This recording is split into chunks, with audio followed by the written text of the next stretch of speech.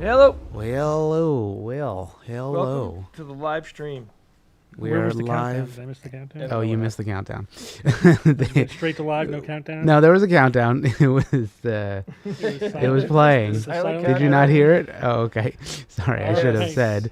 I should have yelled at you more. Welcome to Wednesday, October 2nd. Yep, We're in the October October. 2nd. Hooray. My birthday month, which means we celebrate it all month long. Mm-hmm. It's also known as Watermelon Month. Okay, thank you. It's not known as that. Okay, today we're talking about the Armada Approacheth, or approaches, if anybody knows what that is. AI taking podcaster jobs. Yeah, we know that. Climate change and floods. Conspiracy thinking and alt med, and then we'll get to some TikToks, which might be slightly related to those. And now I can shut off the music so people will stop yelling at me. All right, welcome in, everybody. Also, chat, give me a phrase right off the top so I can include that in the email for this week, please. Thank you. Mm-hmm. It looks like there's a consensus that the phrase should be watermelon. There's not. There's No. one person who put a watermelon. You're right. You're a But it was liar. Lee Marsh, so come on. Come on. So that's a consensus. But he put 4 watermelons. That's Yeah, true. that's- I guess Does that count as 4 different entries? That's right. I guess. Oh, they're quartered, so it's one full watermelon. I That guess, is right? true. Yes. Maybe 5. I don't know. Anyway, chat, how's it going? Guys, Yeah, so you guys, Steve, what how's do you it want to going? talk about? I mean, there's, Only a few things Yeah. going on in we the world. got a pretty heavy election coming up. I'm Mhm. sweating bullets over the whole damn thing. Mm-hmm. I watched part of the VP debate last night. Yeah. J.D. Vance can talk, and he it's He can say stuff, yeah. No, say he stuff. actually. I mean, he can, do a good job of stating his position and everything. He did a good job of mostly averting questions that he didn't want to answer. Yeah. I hate when politicians do that. I hate that. They always do that. They all do it, That's and the- it's horrible. It's kind of their job. I know. It's just it's so like, what are you doing? I always say that. It's so refreshing when you occasionally, like a politician, actually answers a question and gives an honest answer, including caveats or negatives or whatever. Yeah. Yeah. Like, even if I disagree with their politics, I absolutely respect the fact that they actually answered an effing question. You Yeah. know, it's amazing. Because it is standard. It's like, you ask a question, they ignore the question and say whatever it is they want to say. Yeah. What it really concerns me is this completely unrelated point over here that I want to talk about. Yeah. And the when a politician deliberately dodges a specific question that is a hard question, to me it just makes them look bad. Mm-hmm. right? So you're always like, what are you doing? Like, you got to have something to say about that topic. If you're going to completely avoid it, it means that there is something wrong there. Like a red flag immediately goes Oh, up. Yeah. Ted's here. Well, hello, Ted. Hi, Ted. So That's it. Someone asked, have I seen the Dawkins podcast on YouTube where he seems to be saying that homeopathy is okay? I've heard about it. I intend to watch it and on the see exactly list. what it's saying. But just taking the concept of homeopathy is okay because placebo effect is real, that's bullshit. Because the placebo effect is mostly an illusion. It is not real. It is not a real physiological effect. That has been demonstrated over and over again. meaning if you are experiencing the placebo effect, you are not experiencing a positive result from you thinking that you took a medication that's So going to do something. people falsely assume or equate the placebo effect with a mind over matter real physical response to be the act of being treated. Nothing is happening. But it's not. It's many different effects, mostly statistical illusions or perceptual illusions, or just regression to the mean and things like that. Or if there is any subjective, it's all, any perceived benefit is subjective. It's not objective. You actually measure something physiologically, there's no effect. Even people who are trying to prove that there's a real physiological placebo effect have ended up proving, no, it's completely subjective and not physiological. No hard outcomes are improved. So yeah, if you feel like you want to believe that the treatment's working and you're having less pain, you can perceive that you're having less pain. But you'll probably still use the same amount of pain medication. If you try to use any other measurements to see, like, is it really being effective? So it's just not a phenomenon that can be leveraged for a meaningful intervention. At best, it's the patient feels more hopeful and their mood is a little bit increased and whatever. There's a positive therapeutic relationship. That's all just good bedside manner. Yeah. Anything useful that you get out of placebo effects is basically good therapeutic bedside manner. That's it. It is not a replacement for actual intervention or actual treatment. And the idea that somehow justifies absolutely rank pseudoscience in medicine is completely false. It doesn't justify it. All the more reason why pseudoscience in medicine is harmful, because it's easy to trick people that magic is real with placebo effects. And thinking that magic is real is dangerous in all contexts, and it's especially dangerous in medicine. Yes, I agree, Steve. I'm glad that you brought that up. And what this means is that non-physicians should not talk about medicine. Are you talking about Stay me? out of physicians' business. You telling me to shut up? Is that what just happened? Did you hear that? So Occasionally, not necessarily 'Cause right now. I have a lot to say about Yeah. medicine and the placebo So effect. is it safe to say if just because you feel better doesn't mean you are better? That's correct. Okay. I think Right. actually you said that and I stole it from you. So there you go. Also, most ailments are self-limiting. Yeah. And I have patients. I just had a patient recently. I can't give any details, obviously, but I have patients all the time who have symptoms. Right? They have a bunch of non-specific symptoms, and I have headaches and fatigue and aches and whatever, whatever. They have a bunch of things, and it could be something pathological going on. We do a full workup. Exams normal, MRI is normal, blood work is normal, whatever. We do what the appropriate workup is. Everything is normal. Yep. So we can say, okay, nothing bad's happening. So let's just see how you do. And, if we maybe we will find something to treat, or, like, oh yeah, your vitamin level, whatever, is a little borderline. Let's supplement that. Okay, fine. We're just optimizing things. We maybe give them some diet advice, tell them to exercise, work on their sleep hygiene, whatever. And the symptoms all go away. Oh my God. Right? That happens all the time because whatever was going on, it was self-limiting. And then, I'd love to take credit for the symptoms going away, but I don't. I mean, I have no idea if anything I did was resulted in their symptoms going away. They probably were going to go away on their own. But I always think to myself, now that's a patient.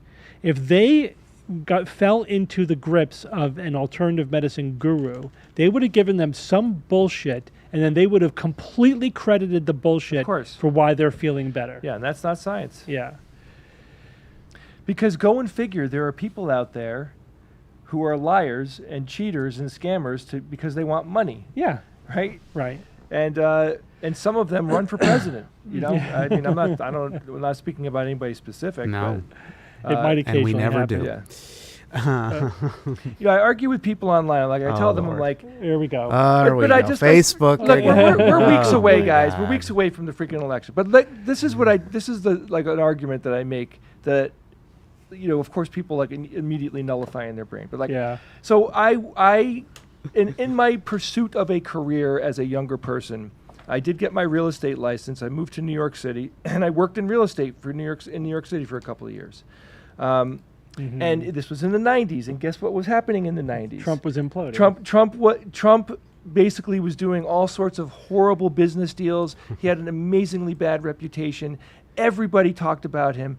Everybody hated him. It was like ridiculous. Like to think that, most people knew you have to get money from him first before you do anything with the guy, right? I haven't liked this guy Since the 90s. for decades. Yeah. He was considered a scam artist. People for in the decades. Northeast, people in the greater New York Yeah, we all area, know. like us. I mean, you were closer, being in New York real estate, but even like in just being a Connecticutian, like we all knew that Trump was a sort of a grifter and a blowhard. We for decades we've known this. Yeah. I read interesting articles recently about the fact that, and there's a couple of New York Times writers came out with a book recently where they sort of document the history of Trump's business dealings. Yeah, Like, it's forget about the election and the politics and all that. Just like he built his reputation as a big time businessman.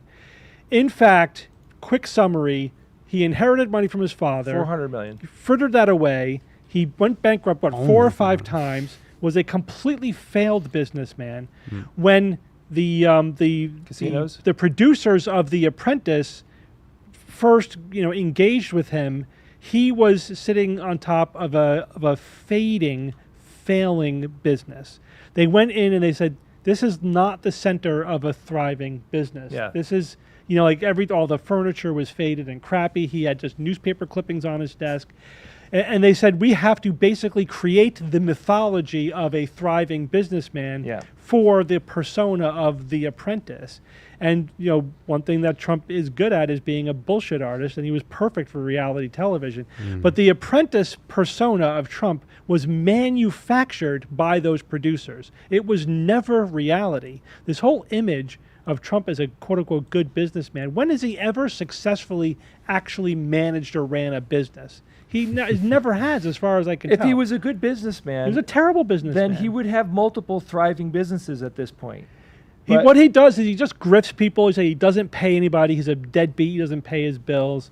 He's a con artist. He admitted recently, this week that he hates paying people overtime, and he doesn't, and he refuses. He'd rather to pay. fire them than pay them Yeah, overtime. it's ridiculous. So Belgarith asked me a question about how do I do it on Facebook. So let me tell you what's going on. Oh, Lord. Let me open up my skull here and let you guys have a peek in. All right. So first of all, yes, it's horribly painful to do this. I'm doing it. It's never about the person I'm talking to. It is never about the conversation I'm having with the person that I'm talking to. It's always about the unknown 10, 20, 50, hundreds, thousands of people that are reading these posts. Millions of people. Millions. No, I mean, of I people. have 5,000. I have 5,000. I maxed out my account. proud of you. I don't have like a Proud of public account like Yeah. But the point is, I'm putting it out there for a couple of reasons. One, because if there's any fence sitters that are in my group of 5,000 people on Facebook, then I'm giving them the information and the tools and everything. Yeah. Here it is. Although- I did the research because, God damn it, I do the research on the post. I don't have all of this shit in my head. I go, oh, here's another thing I don't know the answer to. Let me go look it up. And what's happened is now I do know all the answers, Ian. Ask me anything. No, but I do know Okay. a lot No, now. but there are some facts at the center of a lot of these questions there and is. controversies. Of course There there are is. statistics and Objective. numbers that we can go to, and you want to at least get that right. You Either the believe- Haitians are eating dogs or they're not eating Yeah. dogs. Yeah. Yeah. And they're not, by the But way. so I'm doing it for that. I want to put the information out there so people have a place to get it. I've had many people contact me saying, I just copy and pasted what you did because it was like the perfect answer for a I love conversation I was asking having." people, like when I get into a conversation with somebody, they're like, whatever, Biden ruined the economy. Like, I'm curious, what do you think the inflation rate is right now? Yeah. What do you think it is? And they're always wrong. They're Yeah, just of course they're factual. wrong. That's not really something you can argue about. 600%. It's 2.2%. It's almost at the goal, the 2.0 goal, where the Fed likes it to be 2%. Can never be 0%. There's always got to be this sort of built-in background inflation. So it's like, yeah, we pretty much fixed the inflation issue, or is crime up or down, right? Yeah. Whatever. These are real statistics. But they don't that are out believe any there. of the statistics. So listen to this. This is how crazy it is. I had a guy I went to high school with who has been, a guy I've been, battling with on Facebook for a couple of years at this point. And at this point, he literally puts me down for reading. Yeah. He's like, oh, accessing information. Jay reads things. It's like, dude, like, let me try to explain this to you. Like, I don't listen to people's moving mouths to get most of my information, especially politicians. You have to fact check these people. I fact check shit that Harris says because, first of all, everyone. I don't believe anybody. Yeah, I don't belong to a party. Yeah. I don't believe anybody. Especially this heavy, something that's this heavy and important. Like you guys, I fact check all that stuff, and then patterns start to emerge. Like this, like, okay, so I'm reading, I'm fact checking stuff that Harris says, and 99.9% of the time, most of what she's saying is true. Sometimes the numbers are skewed, or it's the usual spin that politicians. Yeah, there's some spin or whatever, Yeah. and then you fact check other people, and you're like, holy shit, this is fantasy land. Everything they say is bullshit, or has an angle, or has a So the fact that this guy is literally like, fact checking, like they hate fact checking, they hate fact checkers, and they hate people who read. Yeah. Like, how else do you get most of the information that goes into your head? It just blows my mind. So what I usually do when he gets to that insult, I don't respond because it just says everything. Yeah. Because anybody that's sitting there that go, wait, did this guy just say that Jay is an idiot because he's reading, because he's educating himself? And then Right. all the measures, right? This is an important thing for people to know. In every government, every modern government has this. There are government agencies that create information. Like some of them, they do lots of different things, but then they display their information. And then there's outside third-party companies that are hired to vet the information, right? There's all of these places. Then you could read, economic papers, and you could read, blog posts by economists, and then you take that information that's been vetted, that has been there historically, like in the U.S. Like we measure presidents and their administrations by a couple of dozen things that big headers that we do it. So one of them is the economy. One of them is how many jobs have been created and lost. What's the current unemployment? What's the GDP? What's trade like? There's all of these things that we look at. Now, for some reason, when Biden became president, all of that information has become completely false. And I say, like, well, how did they do it? How did Biden get into office and go shh, and it's all spun now? Because these offices in the United States are filled with Democrats and Republicans and some independents. So this gets to the. But do you see my point, though? I see. When I the say deep that, state. though, This is so I know it's that they're living, mentally in the Soviet Union, right? Yeah. They think they're living in a country where the central powers have complete control over the administration of information or whatever, the Ministry of Information. So yeah, there are oppressive totalitarian governments that do control all that information. Yep. Everything is propaganda. Yep. That's the way I'm sure if you're living in North Korea, you're not getting accurate course. information about any of those things. So you have to ask the more fundamental question, are we living in that kind of country? Is the United States a totalitarian That's an incredible country? angle that you do. I never No, thought and of of course, that way. we have But- good reason to think that it isn't. Part of the reason is that there are checks and balances. So we have, for example, a free media. I'm not saying that the media is above reproach or they're perfect. They're not. Certainly They're not, yeah. clickbaity. They're worse now sensationalist. than they ever were. Yeah, but there's a lot of them though, and they're all over the spectrum. So and there's some that do a great job in the middle. There are individual journalists who do a great job, and then there's the progressively more biased and partisan But those are towards the but extreme. Steve, those are just people reporting on information. But they don't just report on information; they do the investigative journalism absolutely to say, "Is do. this real?" There are experts like economists who dig into the numbers and who will tell you, "This is how the Fed comes up with their statistics. Yeah. And this is an estimate. This is what they know. This is what they estimate. This is what they don't know. They revise their estimates every month or whatever. This is what the indicators that they're using for this inflation index versus that inflation index. You can read all this information by independent academic economists. Right. Right. And in the government, and this is a critical point. Here we go. In the government, the deep state, as it is derogatorily referred to, what that really means is that there are nonpartisan professionals who are in there to do a job and to not be partisan. And they do not get appointed by a politician. They can't be fired willy-nilly. Like they don't turn over. There's so in the executive branch, there's about 2,000 or 3,000 political appointees. Yeah. A new administration comes in, those 3,000 people get fired, 3,000 people get hired, and that's the new administration. Yep. But there's 50,000 people, 100,000 people who are career experts, who are not political appointees. They are civil servants, and they're the people who do the things like generate numbers for the public and for the media, etc.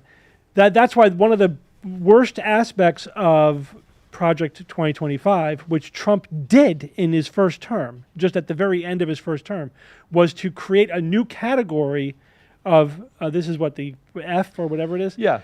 Of category of employee that are he wants to turn 50,000 of civil servants into political appointees that he could then fire at will and replace with lackeys and with partisan sycophants. That would be an absolute disaster. It would hollow out the expertise of our government. It would turn positions that really need to be independent of politics into political propaganda organizations. And this is an important... This is step one in totalitarianism. Exactly. But doing exactly this. But let's take, because I know I've said this before, I want to say it again, because there might be some people listening that weren't here last time. Yeah. Right what Steve just said right there. Let's just take one office, one department in the U.S. government, anti-cyber terrorism, right? And let's say that you take the person that's in charge of that office and you replace him with a lackey, which is exactly what Project 2025 wants to do. Yeah. The depth of danger of putting a person in that position that doesn't know what they're doing, that wouldn't know how to hire people, that wouldn't know how to run that department. Yeah. Like, there are so many places inside a country where if they get in, they could shut the country down. The worst one, I think, I could be wrong. Yeah. I mean, other than I know that energy, the water, grid. Yeah. Imagine if they shut down the grid. Think about what would happen if hackers got into our grid and messed it up so much that it took a couple of months to get it back on. All right, just check this out. This is where society's like tank. Collapse, yeah. Because we could go a week without power. We could probably go a couple weeks without power. But you get past that when the supermarkets are empty, when the distribution of food, when if it's in the winter and there's no heat, if it's in the summer and there's no air conditioning, and we get into those situations, if that happens, that one position, that one guy out of the 1,000, like you were saying, the 50,000, that could destroy the country. Yeah, there's 50,000 examples of people who, if you replace an expert with a partisan, can cause serious problem. Do you really want? And listen, in order to get JFK to endorse him, Trump, it's at least to some extent, as far as we could tell, promised him some position in the government. Could you imagine RFK Jr.? He said it. He wants to revamp the FDA, the CDC, the NIH. This guy, who is an absolute dangerous crank and conspiracy theorist, wants to replace the head of the FDA with a fellow crank and conspiracy theorist.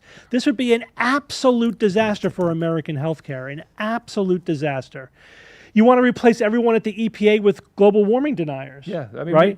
You replace everybody at the CDC with vaccine deniers. I mean, this is what we're facing. This is what we're facing. Yeah, so it's not just Trump. It's not just Vance. It's not just JFK who had JFK's back. Well, I was so close. You're so close. You almost got through. I mean, did the guy? Could you just answer me yes or no? Did he have worms eat his brain? Yes. All right. We had a person running in the United States that had worms eating his fucking brain. and people were going to vote for him, and they knew a worm was in his head eating his brain. I mean, But he was a conspiracy crank before that. I know, happened. but the point is, a worm was Before the eating his brain, Steve, and people were going to vote for that guy. But did the worm make him better? And now We Trump don't is know. talking to that guy, and Trump's sitting there shitting himself, going, because he does shit himself, by the way. Okay, thank you. He does. The people that ran the TV show that Trump was on said that he shit himself. Okay. I'm making it up. All right. The producer said that. All right, move on. But Trump, who was talking to him, knows that a worm was eating his brain. Like, No, it had in the past. Had and it in was the treated whatever. and done. The damage is done, dude. Like, you know. That's. Did you ever listen to Pink I hear. Floyd? I know you're just making fun of that. That may have no bearing on anything. Steve, it has.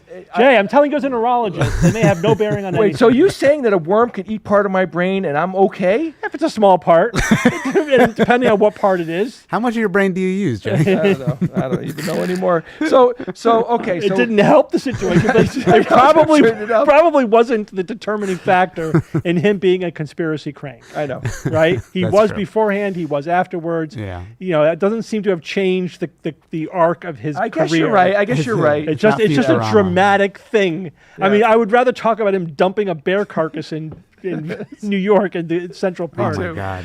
Somebody said, "Can you vote for the worm?" I like where you're going Yeah, with that. right in That's the a worm. good- Right in RFK Jr.'s brain worm. Oh my God. That might actually No, be better. he's one candidate that does it all. I'm the president, and the worm is the VP. It's like I don't need a VP. I got him. Yeah, switch them. Anyway, All right. So Wait, there was a video about the grid. I don't know if you want to watch that. Did you see that one, Steve? I don't know how much you feel that it was a conspiracy. I didn't You could keep watch going it. on if you want to go on, Jay. If you want to, I don't want to cut. No, you. no, I'm on. let's talk about the grid. I kind of did a little rant there, but the bottom line is boy. I'm doing this on Facebook for a couple of reasons. One, I want to put the information. it's fun. I want to Yeah. help people that he are gets on the a high fence. out I of it. want to give people the information. I've decided I no longer care about people who are undecided or on no, the that's fence. true. Thank you. That's true. And I also, don't. I Thank just if you you. haven't made up your mind by now, you're hopeless. But- and there's yeah. good evidence that these people aren't going to vote anyway. So F 'em. Exactly. Okay, so but I have one more important thing to Yes. say, and this might be the most important one because I'm only really talking to at best hundreds of people here Yeah. with these posts. I educated the shit out of myself because Yeah, that's why I do it. yeah. It's a great exercise. And I that learned that from forces you. You taught me this a Yeah. long time ago. Get into discussions and just use it as a learning tool because great. it'll bring questions to you that you right. won't bring to yourself. People say weird shit that you never thought of, and you have to sort it out and figure out, well, what is the answer to that I crazy learned- thing this person said? I learned how the U.S. government works. Yeah. I didn't know how the government You didn't works. watch the cartoons we remember? I did, I'm but just a bill. I didn't really get into the details. But like I never fully understood how the House and Congress and the president work. How does all that? So you didn't system pay work? attention in your 5th grade history class. I what you're did. saying. Okay. I did, but so You've that- updated yourself. You This updated is very your important. knowledge. Olivia's going to send us chocolates to throw at you, so I'm going to send her the address today. Okay. So, thank you.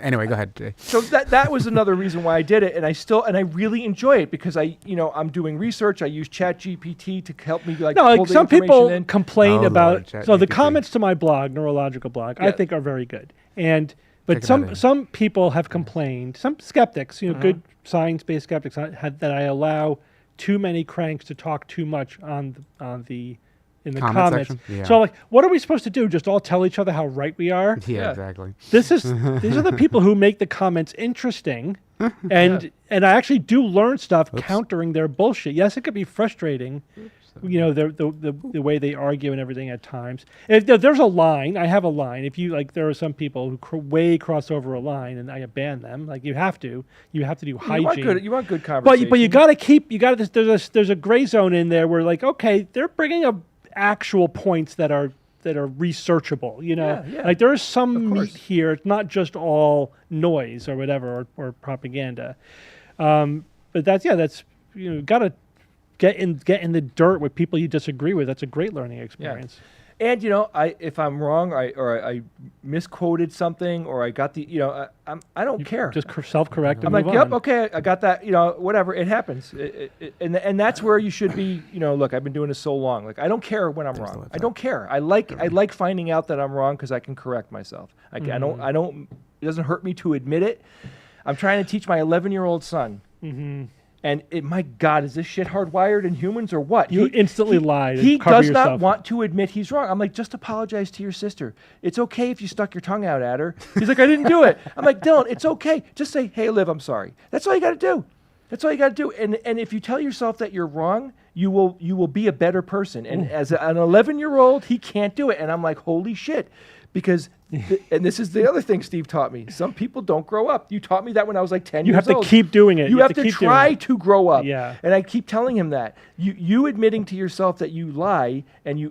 So just imagine, Dylan at 11 having no parenting and just persisting as that 11-year-old until he runs for president. When he's There it is. Okay. Just imagine that. Thank you all for listening. I enjoyed this rant. If you'd like more, email me at holyshit@theskepticsguide.org. Wait, okay, I'll make it up there. No, Ian has to make that address. I have to make that address. Thanks so much. Anyway, so let's look at the grid one. Let's 'cause do it. All There right. was funny enough, there was a, where the hell did it go? Some freaking guy talking about how the grid, and if the grid goes down, 90% of Americans will die. Will die. Die. So this is an interesting one about how realistic do you think this is? Let me hit the play button and hit the play button. So if we Oh, truly you can tell the music All right, already. the Wait, music. don't go. Wait, I want to say something. Go ahead. Right out of the gate, Uh-huh. and this is something I find interesting because when you talk to Steve about it, he'll even go way deeper than I am. But immediately, okay, they're playing the creepy music. Yeah. Right. That's a negative red flag. Right. There. Certainly. Anybody that chooses to play that music to me is like, all right, so right out of the gate, there's a layer of bullshit here. Then I'm looking at I haven't really done any more vetting that's possible. I'm looking at the guy right now. I'm going to see how what he opens with. What does he open with? Also, it says amplify NDs, which I'm assuming NDs is like naturopathic doctors, probably. Maybe. I don't know. Anyway, let's go. really have an outage that is nationwide that lasts 9 months, the EMP Commission, which is a commission that was mandated by U.S. Congress, they found that as many as 90% of Americans would.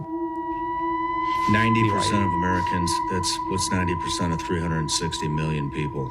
That's So it's like 300 million. 300 million people wiped who off said the that? map The just EPA like that. said And that? how long did No. you say that He would said take? the 9 EMP months. commission. EMP commission. What is the And so, look, this is like the thing that they're selling, this survival book. All right, so that's Ridiculous. another thing, right, Ian? Yeah. That's You're another selling thing. something, If you yeah. are selling something, especially at the end when they turn the whole thing around, and to not die, buy my book or buy my vitamins. To me, that can discredit the whole video.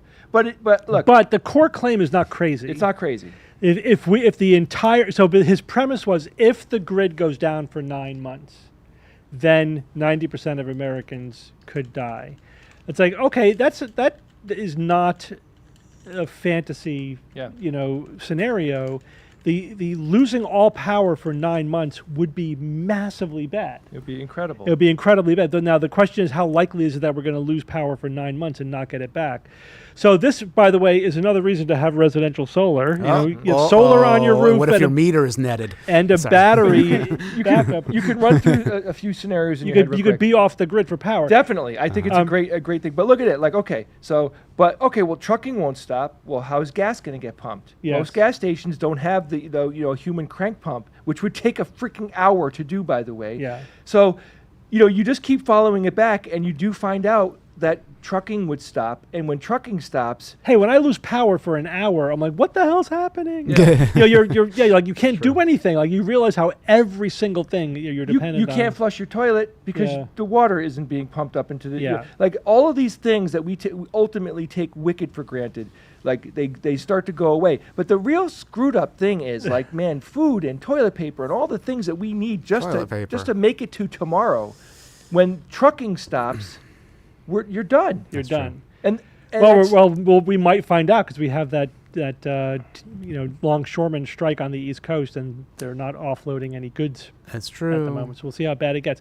Well, But this is why I recommend, again, not hard prepping, but you should look around your house Not Yep. for purpose. or apartment or whatever space you live in. Think about what's there. Think about like, all right, if there was a catastrophic loss of the grid right now, or How screwed one would it of be? a dozen other potential things that could shut down your basic services, right? Like COVID did, not too long ago. What kind of position would you be in? You know, do you have your meds to get through? You know, think about like how long would you last? Would you how many days of food and water would you have? How many days of medications would you have? How much, you know, other basic staples in your house, how much do you have? If your answer is days, you probably don't have enough. Yeah. If your answer is weeks, you're probably in good shape. If your answer is months, you're a prepper. Yeah. And I'm not saying you need to go to the prepper level, but it's not a bad idea to think, all right, if a disaster unexpectedly struck at any time, I could keep myself and my family going for 3 weeks. Yeah, and you essentially that is not a bad thing to shoot for. You need and that will get you through 99% of bad of the things that can happen. And if it really does go, and you've said this many times, but if it does go farther than like a month, say, we're all screwed. We're all screwed. Then there's precious little you could do. Again, unless you are a hardcore prepper, which not everybody could be. Yeah, I mean, there are people like this isn't impossible. You have to hope that within 2 to 3 weeks, something will get going. You could have a bookshelf or a rack in your basement or whatever where you rotate canned goods, right? Canned goods are great. You can get fruits, vegetables. They last everything. a long time, and you just rotate them. Yeah, just rotate through them. So you just buy dried goods and dried goods. You can get a bin to put a ton of rice in. Rice and beans, guys, is enough to you could survive on rice and beans. Yeah. And a little garlic in there, nice. You know what I'm saying? But the point is, it's not hard to do. It doesn't really cost that much money. You know, if you just need you need to put that money down once, and then you're just rotating it. So then you're good. You just build up your supplies. It doesn't have to be all at once either. Just build up your supplies so that you're in like a 3-week rotation of food that you're topping off, and that's it. It's really like pasta's easy. You can get those bins. You could easily have 20, 30 pounds of pasta in your house. Yep. Right. How many days of food is that? Have a couple of bags of rice in your house. Oh yeah. A couple of bags of dried beans. Then your canned goods. Now, how do you boil water to make the pasta, though? Yeah, well, if you have gas, that's helpful. I have gas. If you don't, if you have any. Oh, you mean gas for my home? Hey, Yeah. Okay. wow. Or if you have a wood burning anything, like we have a wood burning fireplace that you could use as well. Or you could have like camping type devices. Yeah, the camping ones are great. That's That's another thing to think of. Like, what are we going to do for food? What are we going to do for water? What are we going to do for cleaning? What are we going to do for boiling? What are we going to do for heat? If it's the dead of winter, what do you do? Yeah. So we actually had that scenario in my house where we lost power in the dead of winter. I think power was out for about a day. So we had one night with no power. And it was cold enough that we were worried. We couldn't just leave the house and let the pipes freeze, you know. So we ran the fireplace, maximum, wood burning for a full day. Yep. Also, we do have gas. You can use the gas burner as a heat source, and that kept the house above freezing. But anyway, it's good to think about stuff like that. But it's another way to think about that. Like if you have 2 to 3 weeks of food in your house, when the disaster does happen, you're less of a burden on the system, right? They're going to be struggling to get paper towels and toilet paper and food and water to people. And if you're not on that line looking to get survival food, that makes the whole system easier for everybody. Yeah, that's true. So the more people that do that, the less of a crunch it is. But most people have 2-3 days of food in their house. Yeah. It's just not good. That's right. But that's why we want to introduce the SGU buckets, food buckets available now on our merch store and in person. If you guys, the last 17 months. Oh, God. That is Anyway. freaking awesome. All right. Ian, that was great. That was really good, Sorry.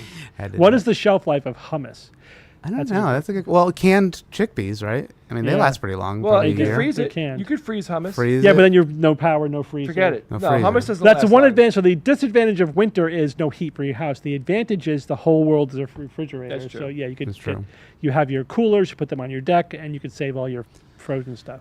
By SGU. What else would we throw in the SGU survival bucket other than food? That's true. Like a trucker a hat, book. a knife and a trucker A hat. download of the Nest and Science-Based Medicine. Yeah. Just I do keep a battery backup Where are the charged meatballs? so that I have at least a few days of recharging my phone. That's Yeah. true. That's another thing. Although if it's an EMP, you're not going to need much use of your phone. Well, I guess, right? it depends. Yeah. I mean, that's a good question about like a coronal mass ejection or an EMP. It's not really clear how much we really don't know how much damage they would do at different power levels. we can extrapolate from the information that we have. One thing I've learned not too long ago was that in the last 10 years, we've actually done a lot to harden Yeah, our it's a grid little bit against better. CMEs. It is a lot better than it was, say, 10, 15 years ago, 20 years ago. That's good. So the kind of, prophylactically sort of hardening the grid against that. Come again? But also, that means preventively. I know. Yeah, thank you. It's a joke. But the, obviously I was following through on the joke. Yes, and. It's always yes, Yes, and. yes, and.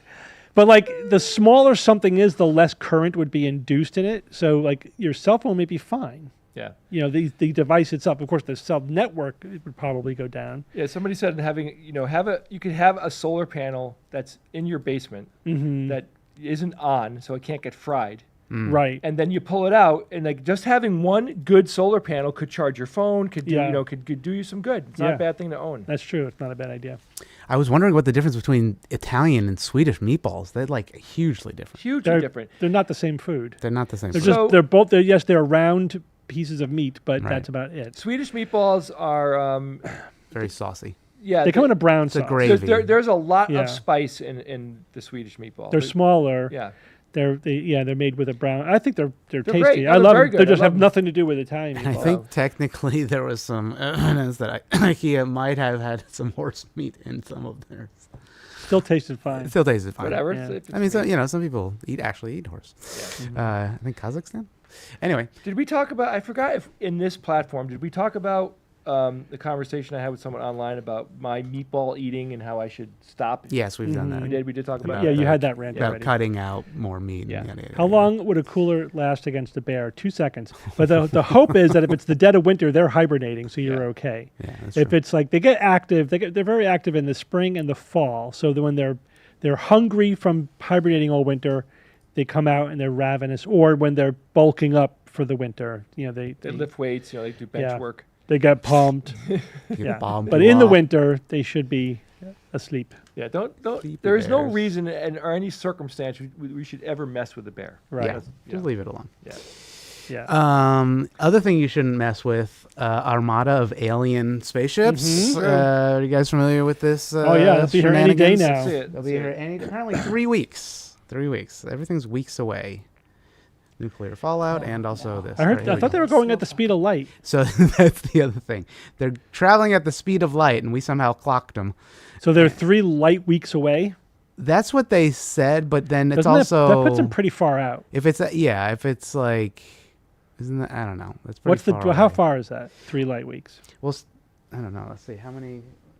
3 light weeks distance Blackie. I want that in centimeters. is okay. Well, No, that's all right. All Whatever. right, miles is 3.38 e plus 11. Yeah, it's pretty so far. It's pretty far. far away. I mean, I guess that doesn't.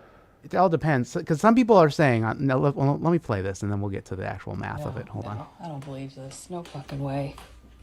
I can't hear anything. Alexa, Is that better? what did the James Webb Telescope say is heading towards Earth? From Gitbook.io. The James Webb Telescope had spotted an armada of alien ships heading toward Earth at near light speed. Near light speed. Excuse me? Okay, Definitely inside the Oort cloud. Right. It's inside the Kuiper belt.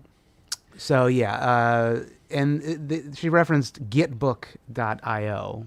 I think. I don't think it's GitHub.io, Gitbook? even though Gitbook. It's just like you can post anything you want there. So this is Times Now News or something, which is like probably. Again, a I bullshit don't understand article. what world these people are living Right. in. Yeah, me neither. If this were true, it would be all over the news. Right. Come on, have you seen a NASA news press conference? Right. It's like they held press conferences for nothing. Yeah. For like the littlest thing. We've stopped getting excited about NASA Yeah, news because conferences because sometimes- it's like, okay, it's fine. It's some little bit of space news or whatever, but it's never anything huge. Can you imagine if NASA Yeah. found that there was ships headed for the Earth. But Steve, you always don't factor in the Illuminati here. Like, they Yeah, don't well, want that's the us to thing. know, you know? It's just such a childlike view of the world. It's like, they're not living in the real world. I like that it is Armada. Apparently, they're Spanish aliens. They're Yes. Armada. Anyway, but so yeah, apparently Alexa. Somebody just in the chat said my Alexa just said the same thing. So it's obviously pulling from like some dumb Yes. website, which doesn't mean anything. Right. You know, it's just Alexa doesn't fact check, just Right. like the just like the debate. the debate moderators. Yeah, right. So I've seen some other ones. Let me go into the some of our favorites. There's seen some other ones where people are saying that it's 3 weeks away, but that also means that it's 57,000 years ago, or like years away, because of the distance that some people on TikTok have said. It's not 3 weeks away. It's Well, X what distance speed away. are they traveling at? Right. Well, it says near light speed. If it's near light speed and they're 3 light weeks away, then they're a little bit more than 3 weeks away. Yeah. Yeah.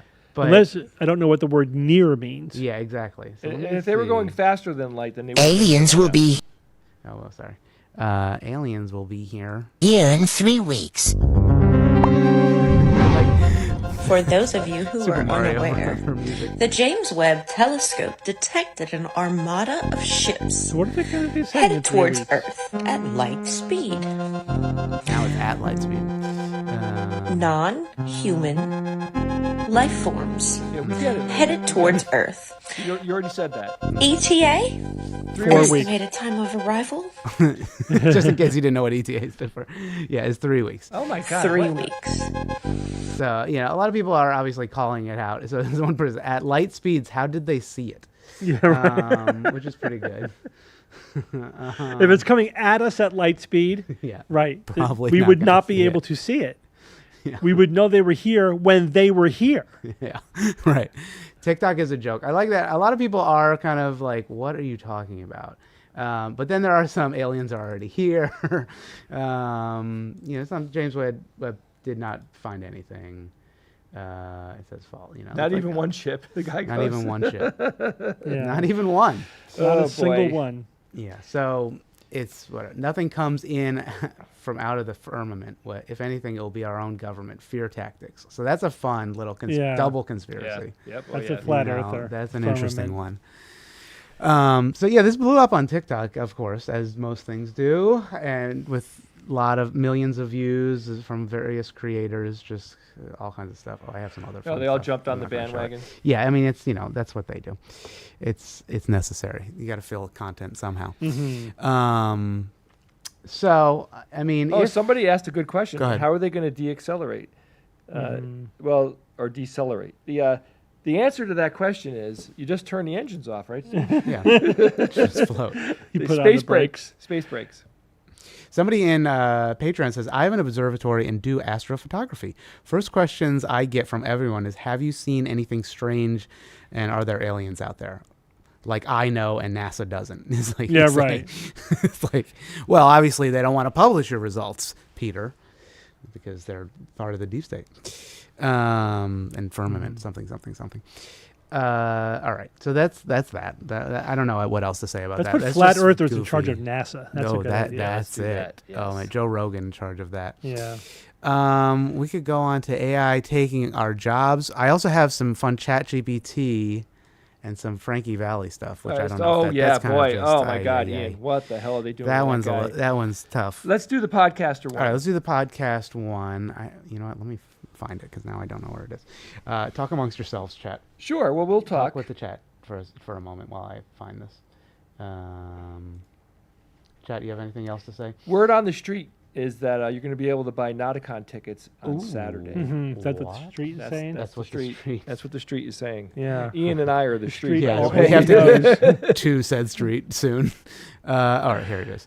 AI is coming for podcasters. Depending on who you are, you're either going to think that what I'm about to show you is super cool and useful, or that it's terrifying and awful and that it just shouldn't be a thing. But I think it's a little bit of both. Essentially, Google has a free website/tool called Notebook LM, where before you use it, you upload a bunch of PDFs and documents and files, and then it just acts like ChatGPT, except instead of using the internet as a resource in its responses, it only uses those documents that you directly gave it. And that's not the freaky part, because that's just a really cool like study resource, which is how I use it. The freaky part is a feature that they added recently where it'll take all the documents that you gave it and then make a short 2-person artificial podcast out of it. Like for me, I'm studying kidney disease and it gave me this. So nephrotic syndrome, it's like having a leaky filter. Imagine your glomerulus is like a tea strainer, right? Mm-hmm. But instead of just a few tea leaves getting out, it's letting those important proteins slip through. Oh, wow. So instead of keeping the good stuff in, it's letting it out with all the waste. Doesn't seem very efficient. Not at all. Yeah. And we're not talking about a small amount of protein either. Think 3.5 grams or more every single day.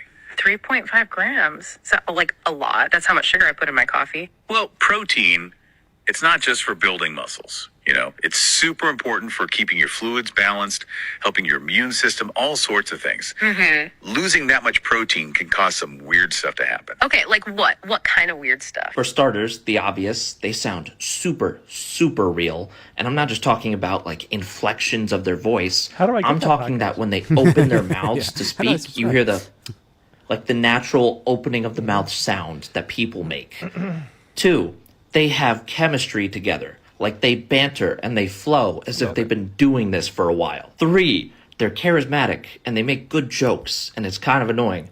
4, the information is very well explained and very well broken down. I gave it medical school lectures, like not simple material and very like complex, like taught by doctors. And they broke it down to a normal layman's understanding. 5, the cherry on top, this took me I think 2 minutes to make. Jeez. And it's 15 minutes long. And I think the worst part is that I want to be afraid of this. Like logically, I know I should be afraid of this, but I'm just too impressed by how well done it is to feel fear. It's probably not a good thing, but yeah. So as professional podcasters, what do you think? Well, it is impressive. Well, let me give you an example of something that the AI podcasters can't do. Hey, Sharon, nice to see you, too. I'll see you in person at Nauticon. Aha. Yeah. Not yet. Not until the Cylons come through. Absolutely. Yes, we have been talking about this. It's going to be very easy to make content like that very soon, and it's going to be easy to make content like that soon that can be that will be the personalities and voices of the people who are already doing podcasting. Mm-hmm. I would expect something like that. The SGU could live forever. Doing it really well within the next 2 years. We could be having like fully fake podcasts where you might not be able to tell the difference. Mm-hmm. And yeah, it's a holy shit. It's a holy shit. It is. It's technology. I mean, I have friends that lost jobs due to AI. We're going to see AI spike in certain places where it's really going to be good at replacing people. And the fact that it's replacing creative jobs, content creators and that type of stuff, at some point when that really starts to happen, it's going to be depressing.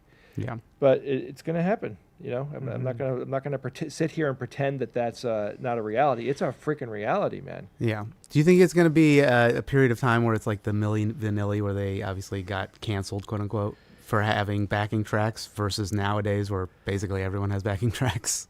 Or is it just going to become accepted? It'll be accepted. Or is it just... It'll be accepted. Is it always going to be like, oh, that's just AI? I mean, Ian, if it's good, it's going to be accepted. Yeah. Let's face it, Milli Vanilli was not good. I mean, the original singers were good. I mean, when they tried to Girl, sing, it you was not know good. it's true. I mean, it's simple music. We're going to get copy strike. No, I mean, it wasn't good. It wasn't good. I mean, but anyway, pop music. Anyway, go ahead. The thing is, what you're getting with that that demonstration is essentially science news reporting, right? Sure. Like, here's just the facts, and here's a breakdown of it. And yes, I don't know what the source material was. I don't know how. He said it did a good job of breaking down the complicated stuff into simple explanations, but I don't know. I have to see the source materials to know like what the translation was, how much like value added did the AI do, or was it really just regurgitating stuff that was essentially said in there? What the AI doesn't do is give you like analysis. right? Like it won't necessarily give you like a skeptical perspective on something, or make connections with other things outside of that source material, which is what we try to do. Like, we don't just say, here's the news item and this is what happened. It's more about like, oh, holy shit, what does this mean? Like, how do we connect this with other things? And, how much should we believe this? Yeah, there is that type of human thinking that, again, they're not there yet. I mean, I use ChatGPT extensively, and in a creative place I use it because it's helping me write my screenplay. And here's how it's helping me. It's doing research for me. And I can talk to it, and I could ask it very difficult questions that it can do instant research on, which would take me, it would take me so long to do the research that it's doing that I would never do it. Someone with ADHD like me, I would never sit down and be like, I need to digest like these 30 books of the Bible to be able to answer one simple question that would take an incredible amount of time to do. But again, Ian, this stuff is evolving so fast. Billions and billions and billions of dollars are going in on multiple companies. There's companies that are working on it that we've never heard of. There are companies that we have heard of that are working on it. The new iPhone has it cooked in.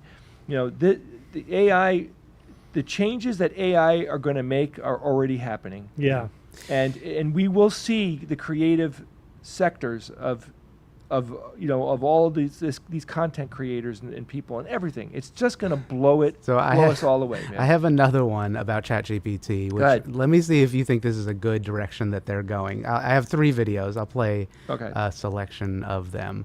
So this is ChatGPT's voice assistant, whatever they do, you know what I mean? And so they have different accents now. Yeah, I heard that. In each of them. And some of them I'm like, okay, and some of them I'm like, ugh. And so let's see what you guys think about this one at least first. I was wondering, is there any way that you can speak with a bit more of like a Cockney accent, maybe dropping some of your T's, turning some THs into Fs, and also using a bit of Cockney rhyming slang and that kind of affectations? Right, I can do that. Let's have a bit of a chin wag with some proper Cockney flair then. What's on your mind, mate? Mate, I cannot believe that you're artificial intelligence. It's mental to me. I know, it's mental, innit? I am a load of old ammo, just here for a good natter. What else can I do for you? All right, turn that off, Ian. Let's try it. Let's try it, because I don't know if this is real. So let's see. That's fair. That's fair. Uh-oh. Hey, can you do me a favor and speak in a Cockney accent? Just say anything. All right, mate. Here I am, chatting away in my best Cockney. What's going on in your neck of the woods? Can you now chat to me or talk to me in an Australian accent? No worries, mate. No worries, mate. What's on your mind today? Can you now talk to me as a old Italian as woman. as a very rich upper crust English guy that's like like super, what would you call them? Posh. A posh English guy. Ah, indeed, sir. As one of refined tastes and distinguished heritage, I am at your service. That's English. That's American. That was, okay. No, I want you to. It's going to be British English. Try again. Ah, quite right. As a gentleman of esteemed lineage and impeccable breeding, I am it's a little mid-Atlantic. Okay, now you talk speak like a 1950s Italian mobster. Yes, talk like a 1950s Italian mobster. Very good. Listen up, pal. In this business, you gotta keep your friends close, but your enemies closer. Capiche? Capiche? What the It's a little hell, weird, man? A little weird. Steve, what the hell? Wait, there's a couple others that are pretty funny. Like what? Tell me. Okay, so these two that I was a little like cringed out about. So there's this one's probably okay. Hey, what's up? Patois. So the Jamaican Hey, patois. Joel. I'm here and ready to chat. What's on your mind today? Oh, that's really cool. I'm excited to test out voice mode. Awesome. I'm excited too. How's the voice mode experience for you so far? It's going good, but it would be really even cooler if you could talk in Jamaican patois. No problem, me brother. Me can chat you in a patois all day long. What you want for reason, boy? Whoa, that's really good. Which part of Jamaica are you from? Don't say Kingston. Me not actually from Jamaica, but me love the culture and the language. Whoa, you sure you're not from here? Me swear, me day have to help and chat with you in any way me can. If you have anything you want to talk about or ask, me ready. So there's Alright, so what do you know about I don't tea? know. It's probably just my liberalness being like, why am I cringing at this? Oh, come on, please don't be like that. I can't. No, I know. But there's sometimes it's like I do feel like a bunch of white dudes sat around and were like, how do we program this to sound like Cool Runnings? Accents, You know what I mean? accents are wonderful. No, I love it. Of They're course, wonderful. of course. But there's And like, it's just my. I didn't know that you could do that, and I'm upset that I didn't know it because I would have had a lot of fun playing with it. Of course. And the second I leave here, I know. I'm We're not doing it on stream. I'm gonna figure out who I want my guy to be. Here, let's watch See, this one. The gangster one was so good. The gangster Oh one was my good. God. Let's watch this one All right, because go this ahead. one is the one. Oh, that's no. Like I know. Familiar with It's already- Ebonics? Just tell me in one sentence. It's just interesting that developers Absolutely. put this together. Ebonics, you know what I mean? or African American Vernacular English, Jar Jar accent. AAVE, is a distinct dialect with its own grammatical, vocabulary, Buy and some. pronunciation rules. Turn that up again. Spoken primarily by some African Americans. Yeah, there you go. Hey, can you give me a couple sentences? Sure thing. She be at the gym every morning, and they done finished their homework. Are examples of how verbs work differently in Ebonics. Okay, so can you just, for going forward, just speak in Ebonics with me, okay? I got you. Oh, we God. can keep it real with Ebonics from here on out. Word. Okay. How was your day? My day been smooth. Just chilling, talking to folks like you. What about you? How your day going? My day is going good. Can you tell me a quick story? Sure. Let me tell you about this one time. So, there's this cat, right? He always curious, poking around where he ain't supposed to be. One day, he wander into an old shed and stumble on a hidden stash of treats. From then on, he know curiosity ain't always a bad thing. No, wait, Ian, can they talk like the guys from the Airplane movie from the 90s? What was that? Remember those guys? Yeah. No, Like Jive. That's Jive. That's Yeah, not just That's Jive. That's a whole Well, different. well, let's like, test thing. it out. Come no, on. no, you can test that on your own All time. right, so but I Take think care. Bye. I think this is really cool because you can tailor the voice to make you the most comfortable. in a way, but it is also like. I get it. There's a weird pandering Ian, thing it that I is- hate. It is automated digital cultural appropriation. I know it is. And do you it's have like, a problem with that? No, but yes, but I don't know. It's weird. I'm conflicted. It's, Yes. You're It just conflicted. it feels a little wrong, and also it's funny, and also it's not nice, quote unquote. But I hate it. But it's fun. It's awesome. It's fun. just awesome. I don't care. It's whatever. It's so cool. I'm thinking too much about it. I'm really gonna freaking enjoy that. So I've made a that's huge mistake with Jay. Google's. Is that only on like the phone? The ChatGPT app, yeah, I It's believe. the ChatGPT Yeah, app. the app. On the computer, It you won't can do it on the computer. No. As far as I've don't never seen it. think It doesn't do that thing. It doesn't, Yeah, they are better than the 11 Labs, but the 11 Labs is taking other people's voices and then like using. It's only okay to do white accents. That's correct. Can you That's right. speak? No, Can I'm you just speak kidding. in an older guy Italian accent who's angry? Here we go. Listen here. Back in my day, we did things with honor. It's doing the mouse I don't- thing, I guess. do Right? the mouse thing again. Yeah, it's a little off. I didn't program it right. Yeah, it was a little off. All right, let's do one more. Just give me Dublin one. Irish. Oh, Dublin. Speak in a heavy Dublin Irish accent. Ah, sure, look it. Oh, We'll sure, be look it. grand. Over here in Dublin, we Great take crack. things as they come, with a bit of crack and a Crack. pint in hand. What's the story with yourself? It's so cliche though. It's like it's ridiculous to say great crack like right out the gate. Yeah. It's very Disneyland. Yeah, Yeah. it is. So, But it's fun though. But again, like every time you experience something with AI, just say to yourself, "It's going to be a lot better a year from now." Yeah, that's true. And That's it true. is. It is. This, you know, I this know. the ability to talk to it to me was a game changer. Instead of having to Does make type, it quicker. and they just updated it to where the talking interactivity is much better. Like you used to have to push the screen, like you put your thumb on, you talk, and then when you're done talking, you release it because it didn't know when to. Yeah. It didn't have Cut it off. the conversational banter metering. It didn't know what to do. Now it's way better at it. So when I'm in my car, I talk to it about my screenplay and I make it do research for me and everything. So it's cool. It's a great research tool. Yeah. Anyway, so that was a funny thing that I came across. Let's see, what else do we have? Jamaican one was awesome. Yeah, I know. So there's the climate change and flood. We could talk about that real quick, and then maybe we get to the YouTube video. So let's just look at some of this. Right. Obviously, probably people have seen like the Asheville, North Carolina. Is that where it is? Flood, a mountain town specifically. Let me pull those up right here.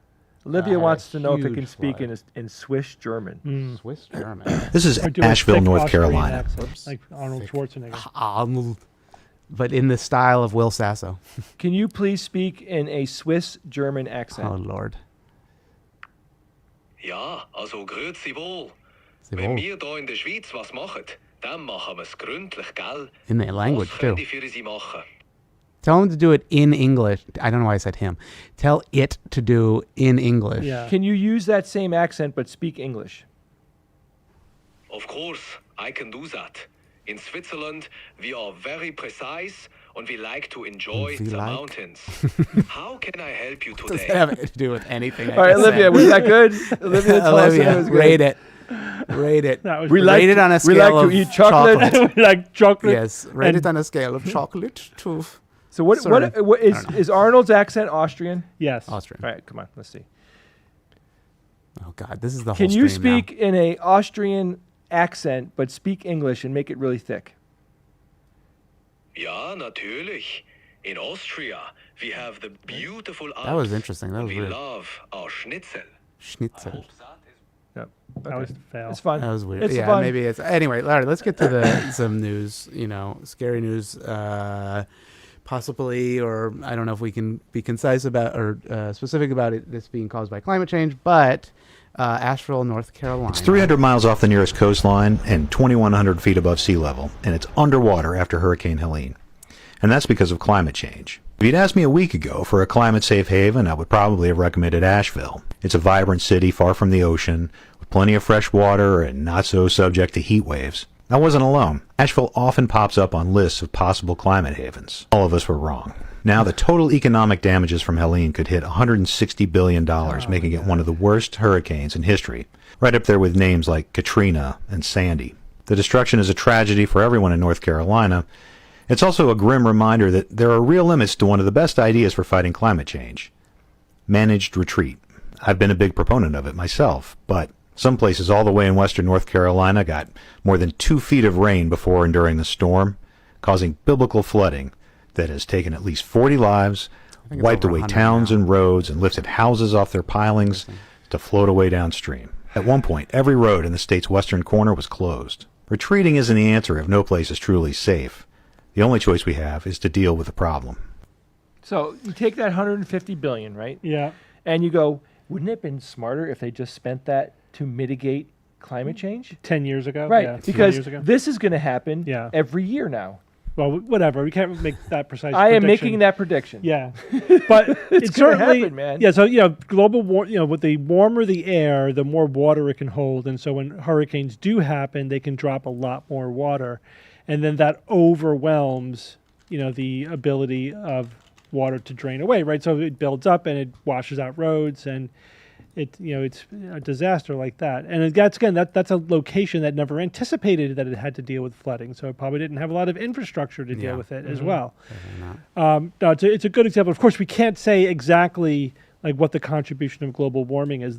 That's always the case when these individual events come up. Just like when it recently flooded in Oxford, we talked about that as well.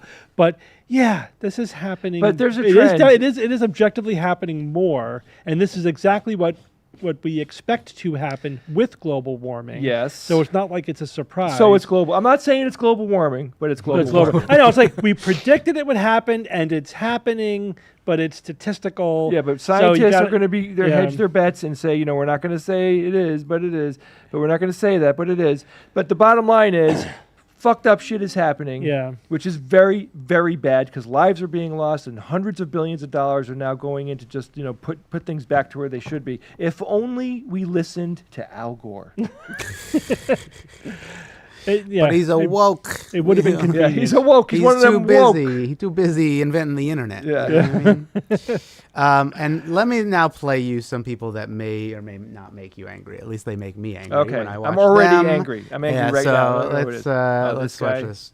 North Carolina does not sit well with me. I think something's going doesn't? on. So I decided to do some digging. So the first thing I find out is North Carolina has the richest deposits of lithium in the entire world. Yeah, lithium for like cars, batteries, all that. Then I find out they have the world's highest purity quartz deposits. And that quartz just so happens to be the world's supply for AI chips, microchips, and all kinds of stuff. We're talking a $530 billion industry. So this is where it gets interesting. So a company by the name of Piedmont Lithium is awaiting a state mining permit for a site in northern Gaston County. And Gaston County is completely flooded right now. The project was awaiting zoning approval because they were getting backlash from the residents and also city officials. And this lithium mine they want would be the third largest producer of lithium in the world. And they made a deal with Tesla already. Now remember the quartz? So in Spruce Pine, North Carolina, right next to Ashland, they are wanting to expand their mines even larger, and the residents aren't having it either. Enter the floods. People, these are mountain towns. It rarely, if not ever, floods in the mountains. I would know, I grew up in the mountains in Colorado, which means none of these people have flood insurance. I mean, the media is saying biblical devastation in North Carolina, AKA like the worst thing that could happen, and you're not coming back from it. Read between the lines, people. Everything happens for a reason. So I don't know if he's a Poe or like just an asshole. Doesn't matter. But like, Doesn't matter. You know what I mean? Okay, so he could be because that's like beyond parody. It's like so crazy after watching it a second time. I'm like, what are you talking about? Yeah, Like, but the big unspoken thing is like, so you think we can create hurricanes?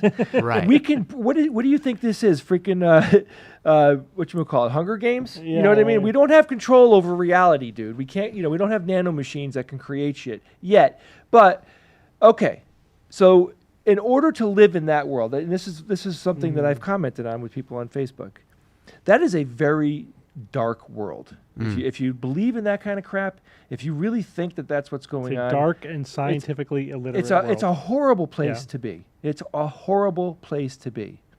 They're eating the dogs. Yeah. Like they're flooding the towns, Jay. Flooding the towns. They're causing hurricanes. The hurricanes there's no flood insurance. So do you hear what I'm saying? It also seems like not the best economic justification. $500 billion. How much did it cost to lug all that water up to a mountain town, like to flood it? It's no, like, but what are you talking about? It was the hurricane that did. It wasn't trucks.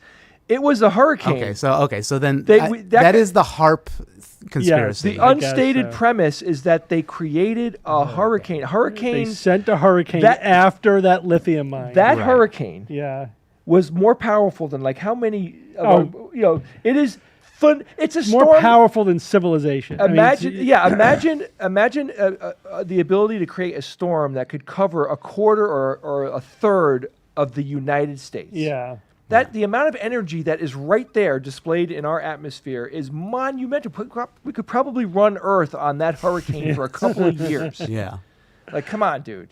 Yeah, it's and if he's a crazy. Poe, and anybody that's a Poe, then they're all POS, you know? Yeah, he's just a fucking... So, like, that one, I saw that and I was like, boiling. If you're going to be a good Poe, you got to give a tell. You got to give the wink and the nod so that we know it's not real. There's a couple people I've seen that like they go so beyond and it's like, okay, that's funny. Like it's so goofy. Right. But I mean, it's the uncanny valley. Right. It's like we don't know. And they're also not usually doing it about a natural disaster in which like 100 people are dead. Right. Like, so they're not like, there's no stakes really. This one is like, yuck. Dude. And let me give you like a quick side note. So the music was actually good, right? Like the music ramped up as he ramped up. That's true. So there's already apps out there where you could be like, You could tell it. Score it. I want you to score it. Like, okay, it's a 1.5-minute video. I want the music to crescendo, get more intense as we go, and then at the end, at this timestamp, do this, and it does it. And you can do that. So, like, TikTok is going to have this. If they don't have it, they're going to do that. Mm-hmm. You can just quickly tell it what you want it to do, what mood you want, and how long is the video, and it'll make it all fit in perfectly. Because somebody was asking what's a Poe, in case people don't know what a Poe. Why are the TikTok comments not loading? Poe's law is an adage of internet culture, which states or says that without a clear indicator of the author's intent, any parodic, is that how you pronounce that? Sarcastic expression of extreme views can be mistaken for some readers for a sincere expression of those views, rather. Excuse my inability to say that out loud. But based on a comment by Nathan Poe, that's interesting. I didn't know that. In 2005 on ChristianForums.com. Cool. That's the history of it. I love knowing the origin of things That's like pretty that. fun. Yeah. I have there's a TikTok, what do you call it, channel? Is that the right way to refer to it, Ian? Yeah. Where all they do is they tell you where Account. words came from. Oh, yeah. And etymology of... Like the whole cigar. The whole cigar. Oh, wait, what's the expression about a cigar? Close but no cigar. Close but no cigar. So they were saying like there was like some type of thing where people would win a prize, and the big prize was winning an expensive cigar, and that's where that came from. Like close but no cigar. Oh, stinking rich. This was cool. Stinking rich. Rich people could afford to have their grave, to have their coffin not put in the ground because they were afraid that they would be buried alive. Mm-hmm. That was a fear in Victorian times or something. So they had the money to have their coffin like in a place for a few weeks until they can confirm death, and then they would rot and stink, and they were so rich that they could be stinking rich. Yes, which I think is cool. They also had the little like they would tie the finger to a string and put it to a Ding, bell ding, so you ding, could ding ding ding ding. Hello, I'm down here. This person does the same thing, basically saying there are no natural disasters, everything's planned, Of like course it HARP is. machine, Of and course it specifically is. talking about Yeah, there's no actual- weather. It's I just, mean, disgusting. Give me a Kind break. of dumb dumps. All right, should we move on to the YouTube video? Sure. Should we The do that? YouTubes. The YouTubes. So what is that topic we're doing today? Conspiracy thinking and alt med, which was blogged about on Science-Based Medicine. If I can bring it up real quick. Mm-hmm. Here it is, everybody. You like that image? Yeah, it's a good image. AI image. ChatGPT. Yeah. Yeah, because it does say conspiracy, right? Yeah. It's like a little and modical. Modical. Yeah, it's Modical. Don't Top look too secret. closely. All right, don't supposed look to get the closely. gestalt. Yeah, I know. It's there. It's there. It's cool. better than And there's a Grim Reaper in there. You know, That's true. There's a bad guy. It's not a bad image though.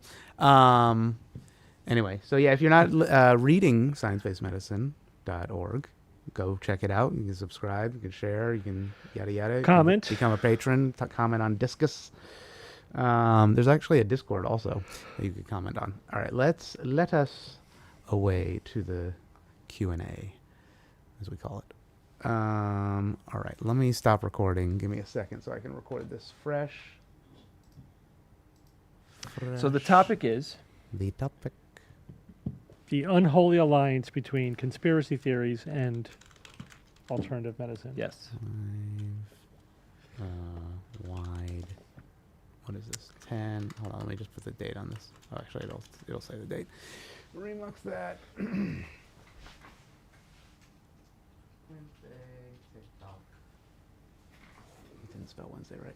Doesn't matter. Okay. Stand by. We'll go to Jay.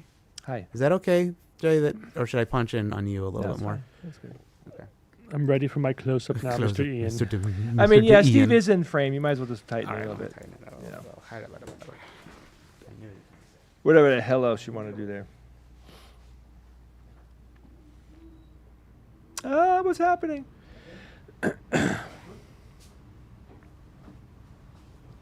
Say when, brother. Now. Steve, conspiracy theories. Mm-hmm. They've I've been heard around, of them. They've been around a long time. Yeah. You know what I mean? And basically, since medicine has been created by humanity, there has been alt med. There has been, fake medicine. There has been hucksters and people selling, snake oil and irradiated water where your jaw drops off. But when these two things join forces, you're saying, you believe that is a very dangerous territory. Well, there's a natural alliance, I think, between the conspiracy subculture, conspiracy thinking, and the alternative medicine subculture. It's pretty obvious if you go to any, conspiracy website, chances are pretty good they're going to be selling supplements, or something. Of course, on the margins. We've talked before about Alex Jones, right? So Alex Jones' empire is basically a diet supplement selling business. Yep, that's what it is. It has vitamins. That's not incidental. That's the business, and the whole conspiracy narrative thing is just marketing to sell his supplements. And this is pretty well documented, where their messaging they test it, they track like how many supplements did we sell today, and they keep fine tuning the message until they sell the most snake oil. Okay, so they're actually using their sales data and marrying it with what they're talking about on the show, and they're like, oh, these are the red buttons right here that make people buy. Okay, right. So I think Jones is just, in my opinion, just a very cynical, deliberate, exploitation of this phenomenon of, oh yeah, conspiracy thinking and selling snake oil is like a match made in heaven, right? Yeah. These two things go together really well. But I think it kind of, and it's a symbiotic relationship because it kind of works both ways. Like, for example, if you think that they are hiding a cure for cancer, right? That's like a massive conspiracy theory. Of course. So it's complete nonsense. I think we've covered that many times. Yeah, we have another YouTube video discussing that there is no they, there is no one cure for cancer, that no such thing would be possible. Cancer is a very complicated combination of multiple different diseases, and the research necessary to make significant advances in our ability to treat it takes the work of multiple institutions, hundreds, thousands of people, multiple papers being published, et cetera. It's not the kind of thing that one person or one company can do.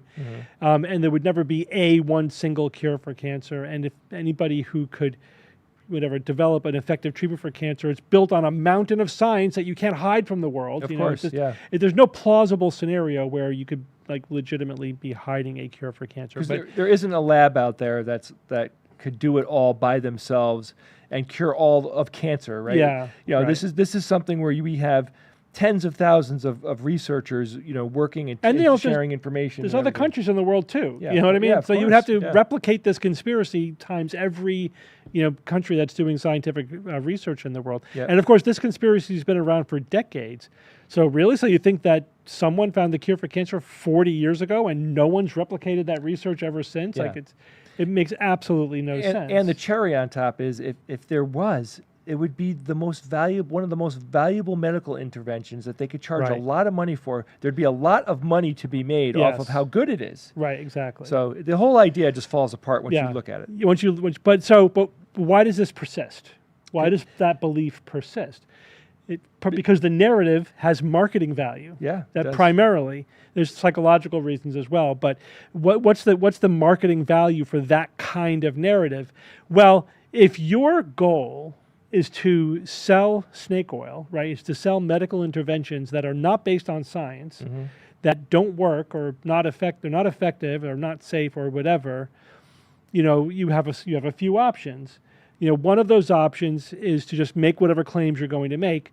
But then, there's a whole profession of scientists and physicians and regulators or people out there who might call you on your bullshit, on your pseudoscience. They might say, that doesn't actually make sense. That doesn't actually work. That goes against the science that we know about. Or regulators who might say, do you have any evidence, for the claims that you're making?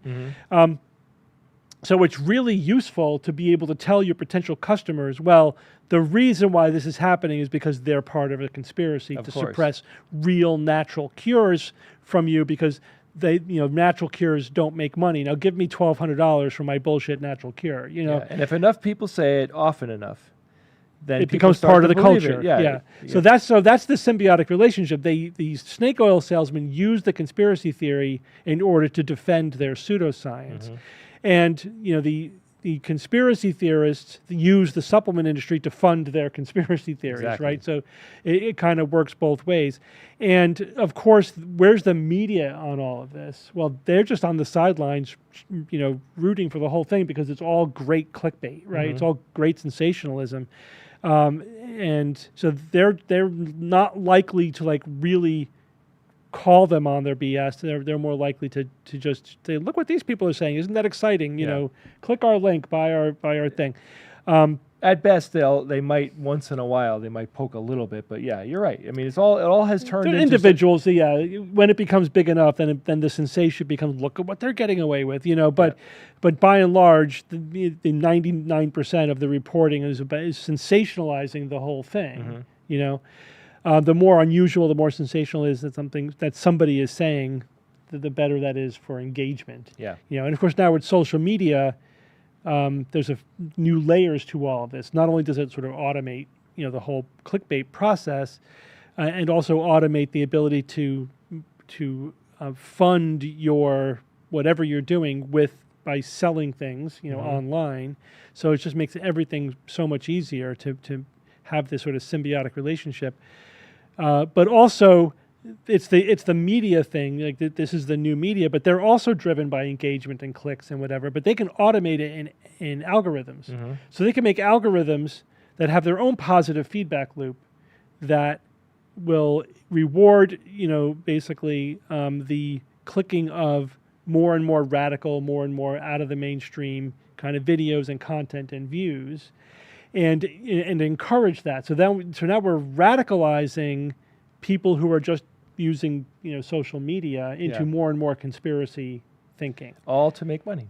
So basically just driving the alternative medicine industry, which has it's basically health fraud. Like 50, 60 years ago, all of the things we now call alternative medicine were all called health fraud, right? Because they were fraudulent, and then basically meaning that they were not based upon science and evidence. They were not properly regulated. They were making claims that were not backed by good academic support or evidence or science or whatever.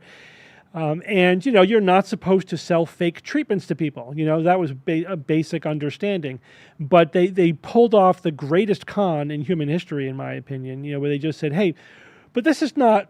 Maybe it's not backed by actual science, but this is alternative medicine, right? And this is, and they pretend like there's something new when in fact it's the same old stuff they've been selling for decades and decades. But the difference is just rebranded. The marketing is really good, right? Doctors typically don't think of the marketing of their services, and you can get drawn into alt med and everything because first off they have the ability to lie, Steve. Yeah. You're aware of this. They can say They're whatever they want, unencumbered by the truth, or by ethics, or by standards, or by transparency. It's intensely powerful. Yeah.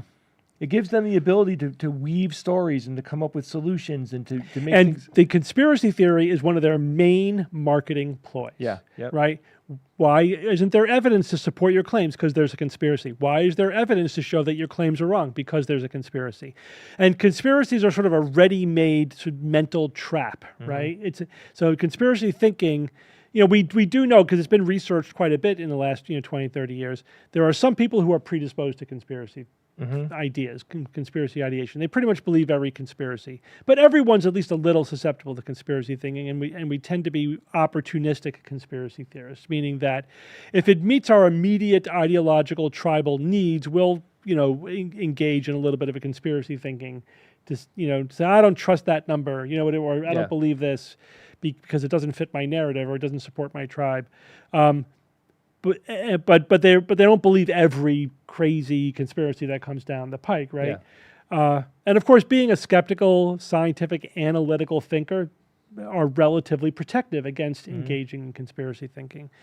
But most people are somewhere in the middle where they could believe some conspiracies. But then they engage with social media on their opportunistic conspiracy, and that sucks them into a world of ever and ever deeper and expanding conspiracies. Yeah. So now the opportunistic conspiracy believer becomes like a real true believer of lots of conspiracies. Broader and broader, lots of different conspiracies.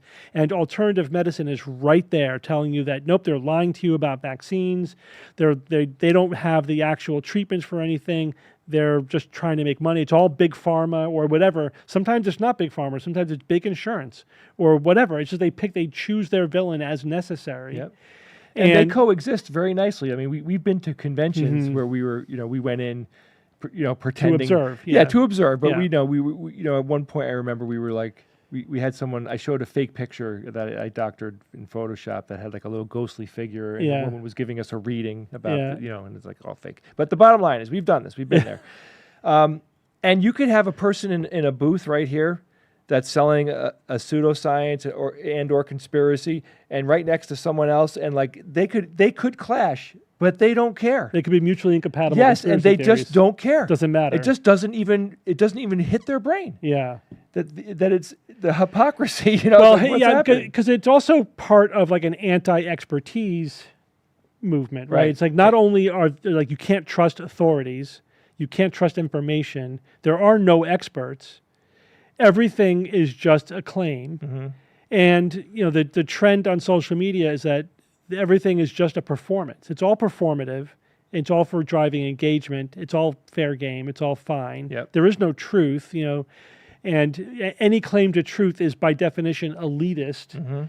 So it's very easy to dismiss everything, and that's essentially creating a world where there are no rules, because con artists hate rules. Yes. They love a lawless, ruleless Zero society. regulation. Zero regulation, healthcare freedom.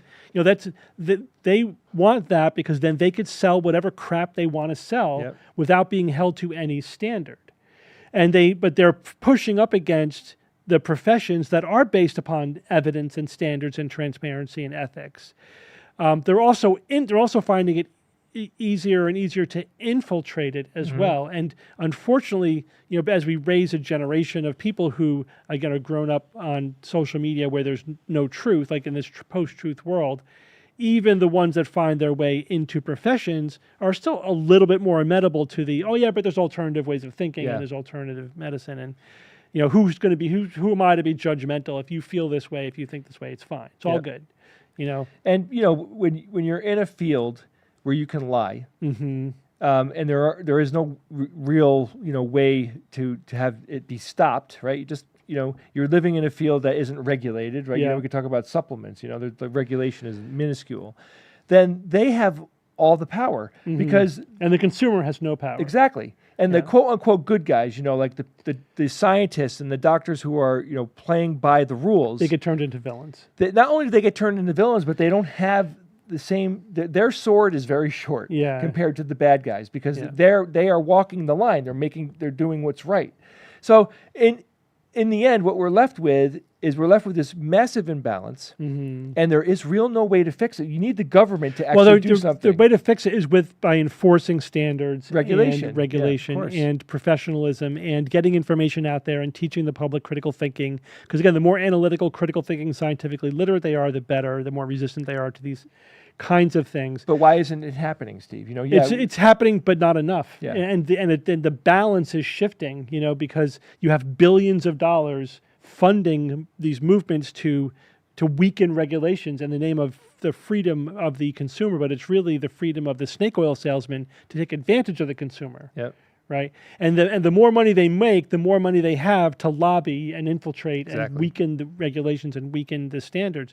The thing is, and it's hard not to come off as sounding elitist when you make this case, but the fact of the reality is that science is hard and medicine is hard and reality is complicated, right? Biology is complicated.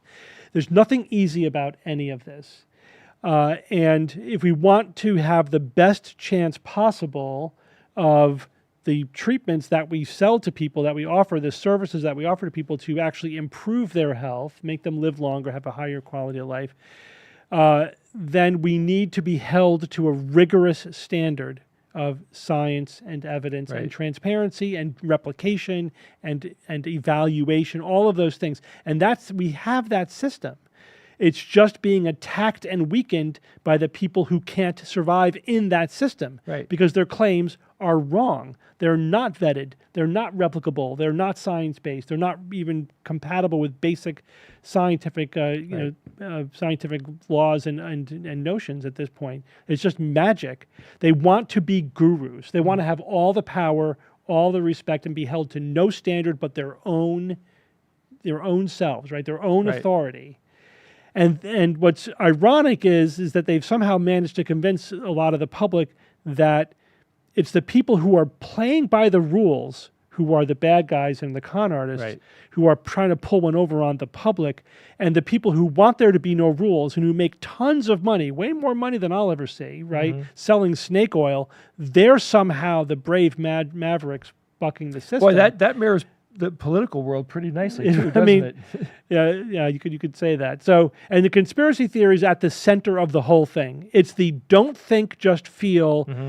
Go with your lizard brain, go with your gut. And be part of the rebel alliance against the evil empire, Right. Just playing to all of those emotions.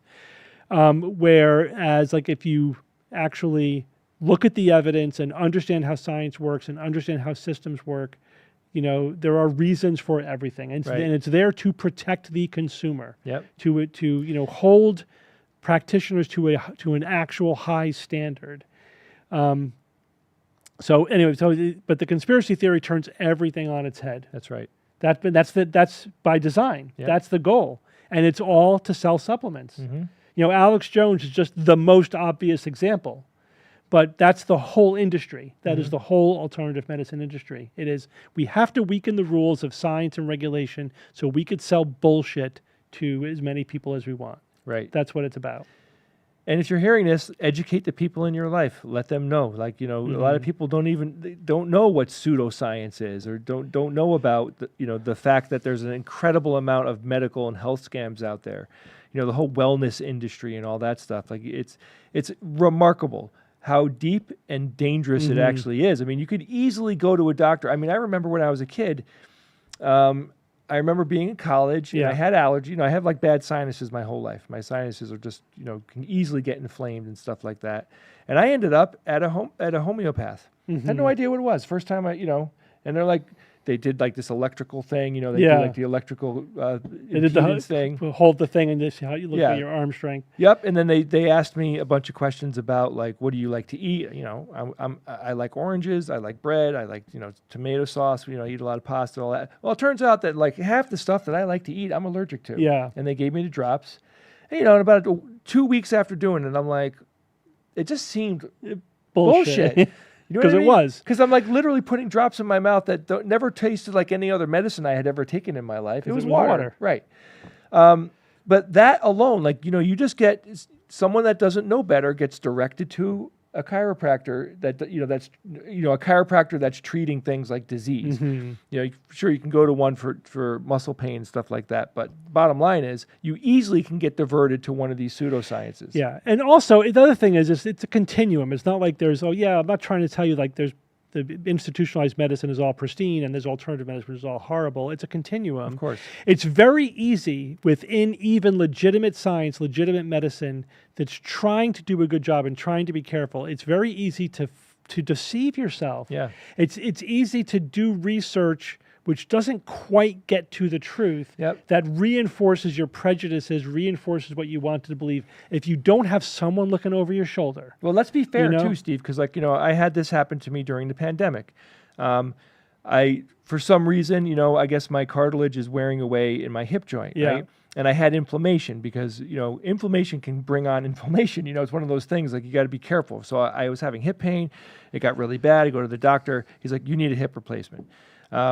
I talked to Steve. Steve's like, I want you to talk to this guy at Yale. I talked to the guy at Yale. He ended up being this guy was the protege of the guy that invented hip replacement surgery, right? Yeah. So he looks at my x-rays. He's like, what did the other doctor tell you? Yeah. He's like, he told me to get hip replacement. He goes, that is the very last thing that we do. You are not getting a hip replacement. You're going to take anti-inflammatories for 6 months. And then hopefully you don't need to do this for a very long time. Now, the thing is, I asked him, why did the other doctor tell me? And he didn't want to just come out and say it, but he ended up saying it because that guy's going to make money. You got to be careful. Yeah. Even a doctor, you'd never think that they tell you, go get a hip replacement. Well, first of all, there's judgment call involved with a lot of prescriptions. But still, I agree. But and still, it's easy Steve, to bias your judgments in a direction that serves your own interests, right? And that's why that was it. for It does serve their own interest in this, so they can lean a little bit that way. Like, Right. yeah, this guy's going to need this, and he just says. But it's if it okay. happens too much, call it too far out of the lines, and then you could be called up. Definitely. If the statistics are too far askew But from the standard of care, then somebody could act against your license. You can get that's sued. right. I In mean, this one case, there though- are multiple things in position to try to prevent that from happening. But yes. There's a range of quality. You go to a world expert, you're going to get a better opinion than if you're going to just an average practitioner. And the guy was dead wrong. I am fine. You always get a second opinion before you get Absolutely. surgery. Absolutely. And again, no one's infallible. Yeah. Patients ask me, if they should get a second opinion, or if they want to get a second opinion. I'm like, absolutely. Please get a second opinion. Yeah. I'm not infallible. Yeah. If somebody could think of something I didn't think of, great. Let me know what it is so I learn it for the next time. Yeah. Whatever. Always happy to do that. And so that's good medicine. Yep. And there are medical doctors out there that also believe in pseudoscience. Yeah, it's like 5%. Still, but that's 5%. I know. You got to keep an eye out for that 3, 4, 5% of MDs that buy into nonsense. That's out there as well. It is complicated. I say there's no guarantee that this is this is a perfect opinion. But as long as there's a system in place where there's multiple mechanisms of quality control. It's not perfect, it's messy, it's complicated, but there has to be some mechanism of quality control. What the alternative medicine industry wants is no quality control. Correct. And this is not my opinion. This is it. This is what they are actually They're not hiding doing. it. They're not hiding it. No. They are promoting laws which say there's no standard of care when it comes to alternative medicine. That's explicitly what they want. Yep. So listen, you start with a good primary care physician. Put your energy into finding a very a highly educated, respectable primary care physician that you feel comfortable with. Use them to help you to figure out the other specialists. Navigate the subspecialties. And even still, because my primary care physician did ask me to go to this doctor, the hip doctor that I went to. So, even then, they don't know everybody. They don't know everything. Yeah, but they have their network. They do. But you still got to advocate for yourself. You still got to ask the right questions. You still got to get a second opinion. You got to do all that this doesn't work. mean going up on Google and typing it in and then believing whatever it is that you find. No. If you have a complicated medical issue or a serious medical issue, it's worth the investment of time to get a couple of opinions, really be careful about who you listen to. But you could find the definitive information, the authoritative information with the experts. That's who you're more likely to find the good information with. And again, like in your case, that was mainly a quality control issue. Right. But again, now imagine if you went to somebody who was selling bullshit, and they could have told you, "Oh yeah, I'm gonna rub my crystal homeopaphy thing on you, and do that, and take some Advil, and you'll be fine." Yeah. Right? Oh, and the crystal worked. Yeah. Right. Exactly. But all right. So the other thing, I think, the bottom line to walk away with: don't believe the conspiracy theories. Right? They really don't make sense. Think about them carefully. We don't live in some dark dystopian world where they can control every bit of information.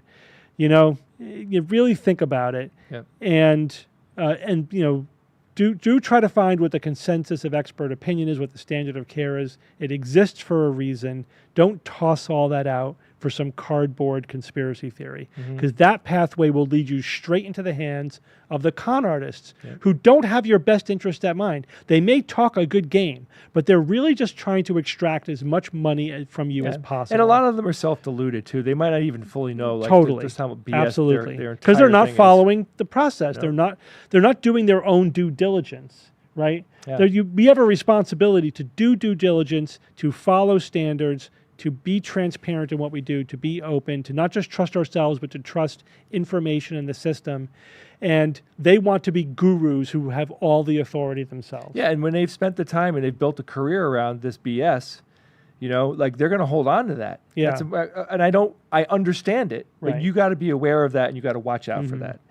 So, Steve, thanks. I mean, without you, I would have gotten a hip replacement I didn't need. Maybe. Yep.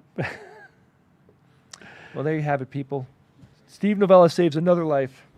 Or a hip. All right, you're going to do your TikToks. Yes. Then you want to talk. Yeah. Okay. Then we should go over the swag. All right, then, people. And have a great day. I still need the thing for the thing. For the word, email. I know. The word. I'm if working you on can. What was this? The faster you like someone, they are probably manipulating you. That's not a bad. If they're super Rule of thumb. personable, Rule of thumb. watch out. Yeah, you want your doctor to be a little stiff, All right, see you guys Friday. Well, the thing is, doctors will tell you things you don't want to hear. That's correct. Right? The person who never tells you anything you don't want to hear, you need to be suspicious about. If it's all rainbows and unicorns, that's in and of itself should be that's a red flag. Yeah. Hey, doctors will tell you this is bad. We don't have a cure for it. This is whatever. They will tell you things that are not. What if I'm just the perfect patient? That's right. Yeah. And then yada yada yada. So to make the world an even better place than it is, because you know what, we're lucky. We're lucky that we have, we're lucky that the bad things that could potentially be happening aren't happening. Right. There we go. Let's just do this. Everybody go on Facebook and argue with somebody. Everybody out there, everybody out there, just think of a friend or a family member or something, and just do something nice for that person. And we all collectively can make the world a better place if we do it. You'll feel better. They'll feel better. Got to spread the good mojo, Steve. You want to know why? Why? Because there is an infinite amount of it. It just depends on how much of it we want to push out there. It's not a zero-sum game. It is not. Absolutely not. Ian, I'd like to give you something right now. Oh, Lord. A compliment. Oh, okay. I know that you screwed up that watermelon thing, but I have faith in you that you will not do that a third time. A third time. Right, Olivia? Not a third time. She was there. A third time. Well, luckily you guys don't see the other screw-ups. I'll see you guys maybe Friday. I don't know if we're doing it Friday. No? No See Friday? you next week. No Friday. No Friday. So get your fill right now. Jay, you will be making meatballs. Jay's wearing shorts. Ooh. Okay. Send me that thing, Jay. Por favor.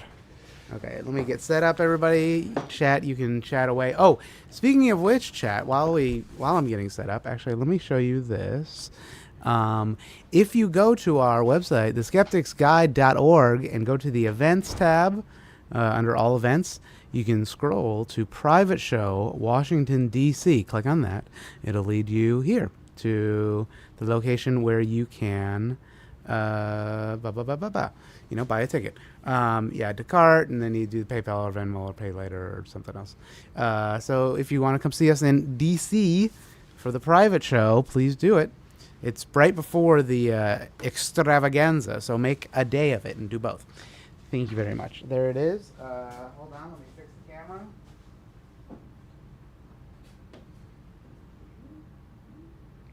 All right, so we can start with the doctors don't cure things one. Okay. The dead scientists, I got to look at the names to get the names. Remind myself of those names first. Okay, recording in process. How much money do we have to raise for for Steve to do a TikTok dance? There is a number. I'll tell you. There is a number. There is a number. Yeah. Just keep donating, and we'll let you know. I'll let you know when you get there. Yeah. That's the trick. All right, let's. Okay. Okay, those are the dead doctors. This is this one, right? And then this is this guy, free energy. All right. Okay, here we go. Mute that. And go back here. Picture in picture. We got that in there. A little full screen action. All right, let me start recording. Stand by. All right, here we go. I saw a video where a guy said, most doctors don't know what the fuck they are doing. They give you a lifelong diagnosis. They treat your symptoms. They don't find the root cause or the cure. And that's what they call medicine these days. Now I want to tell you that he is absolutely correct. I seen it day after day. I want to give an example. Type 2 diabetes. Most people don't think it's curable. It's curable. Not only is it curable, but there's a root cause to type 2 diabetes. And it's not your A1C and it's not your glucose that you're looking for to fix. Your glucose and your A1C never would have got where they were at if you didn't look at your insulin level and fix your insulin level before you had to fix those two other levels. So how do we do that? Well, we wake up. We don't think about eating right away. We keep our insulin levels low because our blood sugar levels are high in the morning, and they are highest in the morning because we're ramping up our body to wake up. You fast, you don't snack, and you eat things high in protein and high in good fat. You drink lots of water, and you don't eat the shit in the center of the grocery store. It's truly that simple.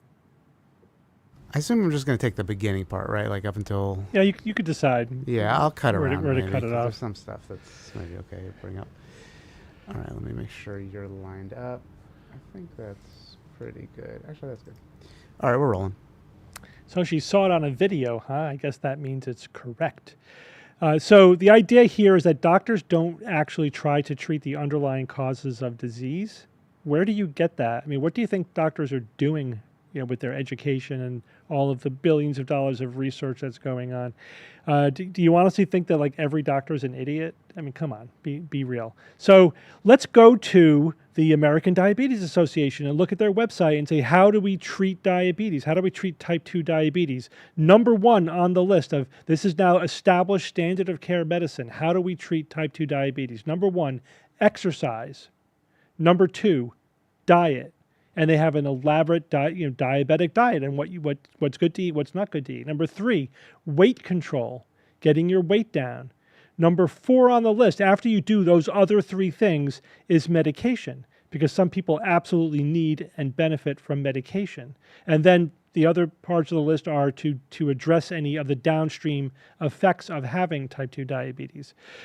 She's wrong about the cause of diabetes, of type 2 diabetes. She says it's high insulin levels, but she's really just going back one step. You have to ask, well, what's the cause of high insulin levels? It turns out it's insulin resistance. Type 2 diabetics don't have the same reaction to response to insulin. Insulin is a hormone. It's secreted by the pancreas in response to blood sugar. And what insulin does is it helps cells transport glucose from the blood into the cell, where the glucose could then be metabolized for energy. So if your cells are not responding to insulin as well as they should, that increases your blood sugar level, because now the sugar's hanging out in the blood rather than getting into cells. So ironically, your cells are starving for sugar when your blood sugar is very high. Right, that would happen. Type 1 diabetics don't make enough insulin. It's more complicated than this, but basically type 1 diabetics don't make enough insulin. Type 2 diabetics make too much insulin. They're resistant to the insulin. So then the insulin levels go up because it's trying to drive the sugar, the glucose into the cells. What causes insulin resistance? Researchers are examining that question as well. The short answer is we're not quite sure. We haven't fully explained exactly what's causing insulin resistance, but we know it's partly diabetic. We know it's partly genetic. It's your genes do predispose you to having type 2 diabetes. But there could be other mechanisms, probably driven by chronically high sugar from a bad diet, but also sedentary lifestyle. Also, excess body fat may cause inflammation in ways that could also cause insulin resistance. But we're still trying to dig deeper and deeper and deeper at the actual root causes of type 2 diabetes. We don't just say it's blood sugar. I mean, that's a complete cardboard straw man, whatever, choose your metaphor, of what physicians and scientists say. The scientists, medical scientists, physicians are the ones who have actually discovered the cause of insulin and the cause of high blood sugar, the cause the fact that it's caused by insulin resistance, and now we're trying to dig deeper to find the causes of insulin resistance, and we're partially to an answer there, and we'll keep going, looking for things to treat, underlying causes to treat. In the meantime, we know what works, and if you see any diabetes doctor worth his salt, right, they're going to tell you diet, exercise, weight control. Let's do those things. If we can't get your blood sugar and your insulin levels under control with the lifestyle changes, we may need to use medication. Sometimes you need to use medication right away because people, the insulin resistance is kind of a doom loop. If you have high blood sugar because you have insulin resistance, the high blood sugar could drive more insulin resistance, right? Because it kind of wears out your receptors. So sometimes you need to get things under control to let the system reset itself while buying yourself time to do the lifestyle changes, weight loss and diet and exercise, in order to reverse this trend. That's the standard of care treatment, not just treating blood sugar. So everything she said is complete and utter nonsense because she clearly has no idea what she's talking about. And all you have to do is talk to a doctor or even just go to professional websites like the American Diabetes Association and see what they say, it's clearly the standard of care to do diet and exercise and weight control. So, which you should do. And if you have diabetes, you should be doing that under the guidance of a healthcare provider who knows what they're talking about, who could monitor how things are going and know when, you have to monitor for the side effects of diabetes, like changes in your eye function, for example, and when medication is necessary, when medication is helpful, but to keep you on track also for the lifestyle treatments. That's the reality of medicine today, not this cardboard cartoon nonsense that she was spouting.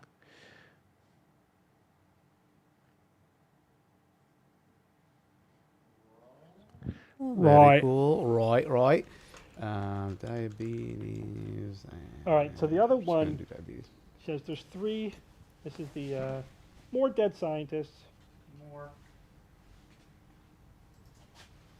Arguably a lot of them, but these ones were right on the cusp. As opposed to oil. Days after Fixing this the world. discovery, He died of arsenic poisoning. Dr. Don Wiley.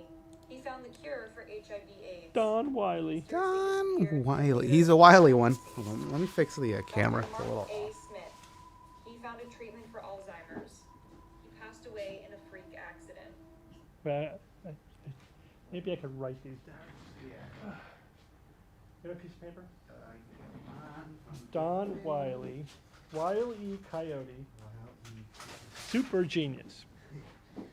He drew a railroad entrance and got hit by it. That's what happened. Well, I'll take this.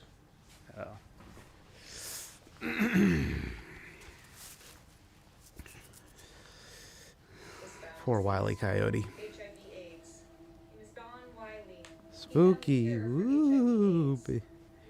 Big roadrunner wanted to keep the truth out. That was true out of board keto bullshit. I don't think she was listening to your reply. Not yet. She will listen to them. You make bacon ice cream? I had bacon ice cream in New Orleans. Bacon. Not even once. That's the gateway meat, y'all. Don't do it. Between this and chocolate snack. Yeah, chocolate talk. Okay, hold on. All right, so that's more lined up for that one. Let me fix this one. If anybody is interested, for my birthday, I got a Ninja Creamy, which was like an ice cream maker. Ninja Creamy? Yeah, it's like a Ninja blenders, but they have an ice cream blender thing. Okay. You put it in the freezer, put all the things that you just want, chocolate. Just put all the ingredients in all there. the ingredients. Ice cream pops out. Basically. Yeah. Then you freeze it, and then you put it in the thing. It blends it up, makes them nice. So I'm testing it tonight. So I'll report back next week if you guys are interested in my ice cream shenanigans. I don't think I'm going to do a bacon caramel ice cream, but that does sound kind of good. But I'm not doing it. I'm not risking it. All right, let's see. Here we go. Let me go to this picture-in-picture. There she is. Hey, this is terrifying. I can put this here because it's not showing it my won't camera. show. All right, good. Stay tuned for terror, everyone. All right, hold on. It's the 6th, my birthday.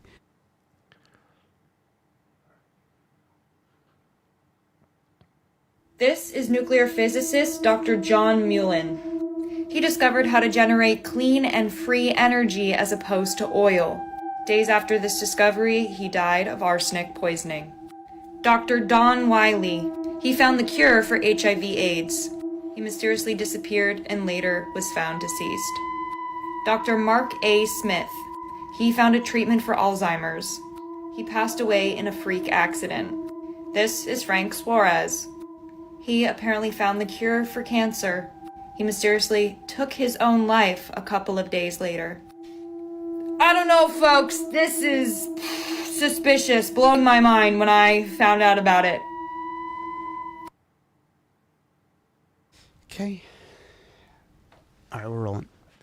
Well, let me reassure you there that none of this is accurate. This is all pretty much transparent nonsense. But this narrative, the dead scientist who dies mysteriously soon after some amazing breakthrough, is pretty popular on TikTok. I've done one video about this. I talked about the Mullen character. But let me show you how transparently silly these things are when you spend even a little bit amount of time researching what actually happened here. So let's talk about Don Wiley. Don Wiley was a researcher. He didn't discover the cure for AIDS. He died, by the way, like 23 years ago. He was involved in research on the immune system and viruses. Nothing that he did was amounting to a cure for AIDS or for HIV or even a treatment. And the research into treating more and more effectively HIV has been progressing nicely before and after his time, and now we have extremely effective treatments for HIV, thank you. So how mysterious was his death? Listen, he was walking on a bridge, which had a very narrow space to walk on, had a very low guardrail. He was tall, 6'3". The guardrail was lower than his hip, and all it would have taken was a truck driving by or something, and he could have easily been pushed over and fallen over the rail. He didn't mysteriously disappear. He was found in the river below the bridge that he clearly fell over. It was just a freak accident. It was investigated. There's a really obvious explanation as to what happened. It was an unsafe bridge with too low a rail and too narrow a curb. That was the conclusion. There's zero evidence of any foul, work here, that anything untoward is happening. There's zero evidence of anything like that. But the narrative is interesting. It's a bit simplistic. It's like this one guy, right, operating by himself, discovered the cure for something, in this case, apparently HIV. And then days later, he mysteriously dies. So when did he make the discovery? Was it on a particular day? Like there was one day when he made the discovery and then 2 days later he's dead? And how did anybody know that he made the discovery on that one day? If he hadn't even had time to publish it yet or tell anybody? Are there spies in every research lab in the world? And when somebody gets too close to an answer, they mysteriously die? I mean, there's no possible way you could make sense of this narrative when you think about it even a little bit. This kind of research takes a year. There's no 2 days after a discovery. That doesn't even make any sense. It takes weeks, months, years to do the research, to make advancements. That research has to get published. It has to get peer reviewed. You have to combine it with research being done by other researchers in other labs. It has to get replicated. No one person can do this. This is a research program funded by millions of dollars by institutions. You're going to be working at a university probably. And there's many, many, many, many people involved. And if you pluck one person out of this process, it's not going to really do much to alter the course of research. It's not like, this one guy died 20 years ago. Now we have no idea how to treat HIV. It makes absolutely no sense. Let's turn to the next guy, Mark Smith. He was an Alzheimer's researcher. He had some interesting ideas on Alzheimer's disease. He was focusing on the physiology of Alzheimer's, and he thought that approach was going to be more successful than focusing on the pathology of Alzheimer's. Without getting into the details, he made some significant contributions to our understanding of Alzheimer's disease. He didn't discover a treatment, let alone a cure for Alzheimer's. He just believed that the approach that he was taking was more likely to lead to a treatment one day. And you know what? Here we are 20 years later, and we do have effective FDA-approved treatments for Alzheimer's. We're right at the beginning of it, but we're making progress. Alzheimer's is a complex, very difficult disease. Again, no one guy is going to make or break Alzheimer's disease research. And also, what's the narrative here? Why exactly, again, do they not want us to effectively treat Alzheimer's disease? How does that fit this conspiracy narrative? We don't even get into that. It's just this guy died mysteriously. How did he die? It was a hit and run accident. He was hit by a car. It happens. People die. People get into accidents. They fall off bridges. What's happening is, again, there's so many scientists around the world. You just, find a story of some scientist who died by an accident or sometimes by nefarious deeds or whatever, died by suicide, died by murder, died by accident. You take whatever research they were doing, and then you just completely invent that they discovered the cure for whatever it is they were researching, or they discovered some breakthrough technology in whatever area that they were, had expertise in, and then 2 days later they mysteriously died. It's all made up. That narrative is all BS nonsense. We could take the third guy, Frank Suarez. This guy was a weight loss diet supplement guru, right? He wasn't researching cancer. He didn't come up with the cure for cancer. There is no the cure for cancer. Again, this one guy was not even close to the cancer research in a way that he would be able to somehow come up with a cure for cancer that has eluded the world's cancer research for the last 20 years. Again, makes absolutely no sense on that level. He died by suicide. He was depressed. He was treated for depression. It happens. It's unfortunate. These are all tragic, but it happens. There's not really any significant mystery here. It was investigated. No foul acts were found. There was no reason to suspect. It was ruled a suicide after an investigation.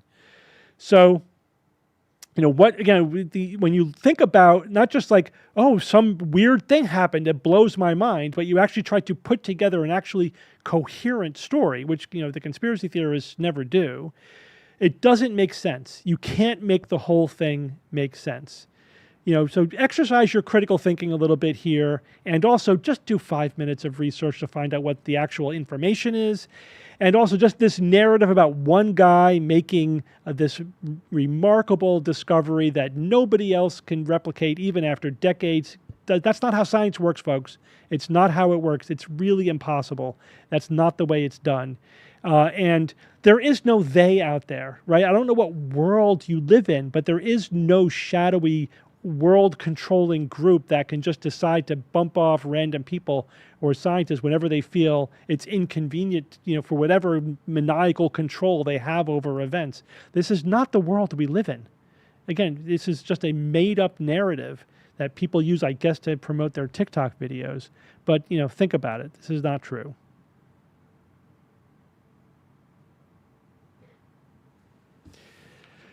All right. Goofy.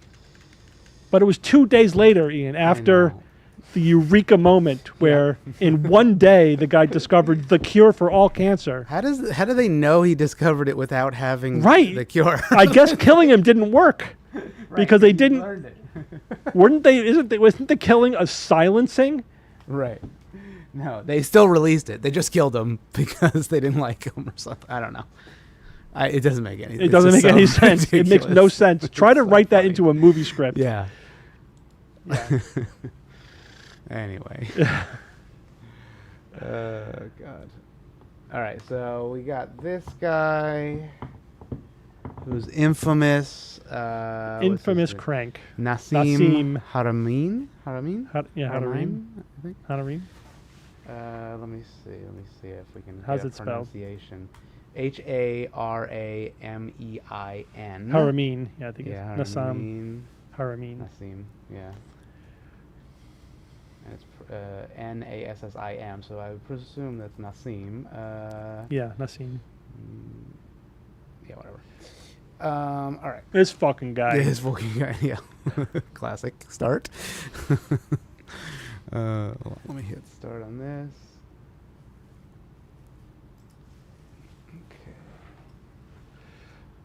This is like a revelation that seems like right in front of our eyes. So there's been a quest to create a machine that could perpetually move, a perpetual motion machine, which doesn't require additional energy to add it. So you start the momentum, and then once you start the momentum, it goes infinitely, right? Like that's been a scientific study, but it's happening all the time with every single atom. Exactly. It's in perpetual motion without the adding of additional energy. The only thing that could possibly explain it is there's a source of infinite energy at the root of all of that. And we found it. And then it was ignored. It's 100-some years later.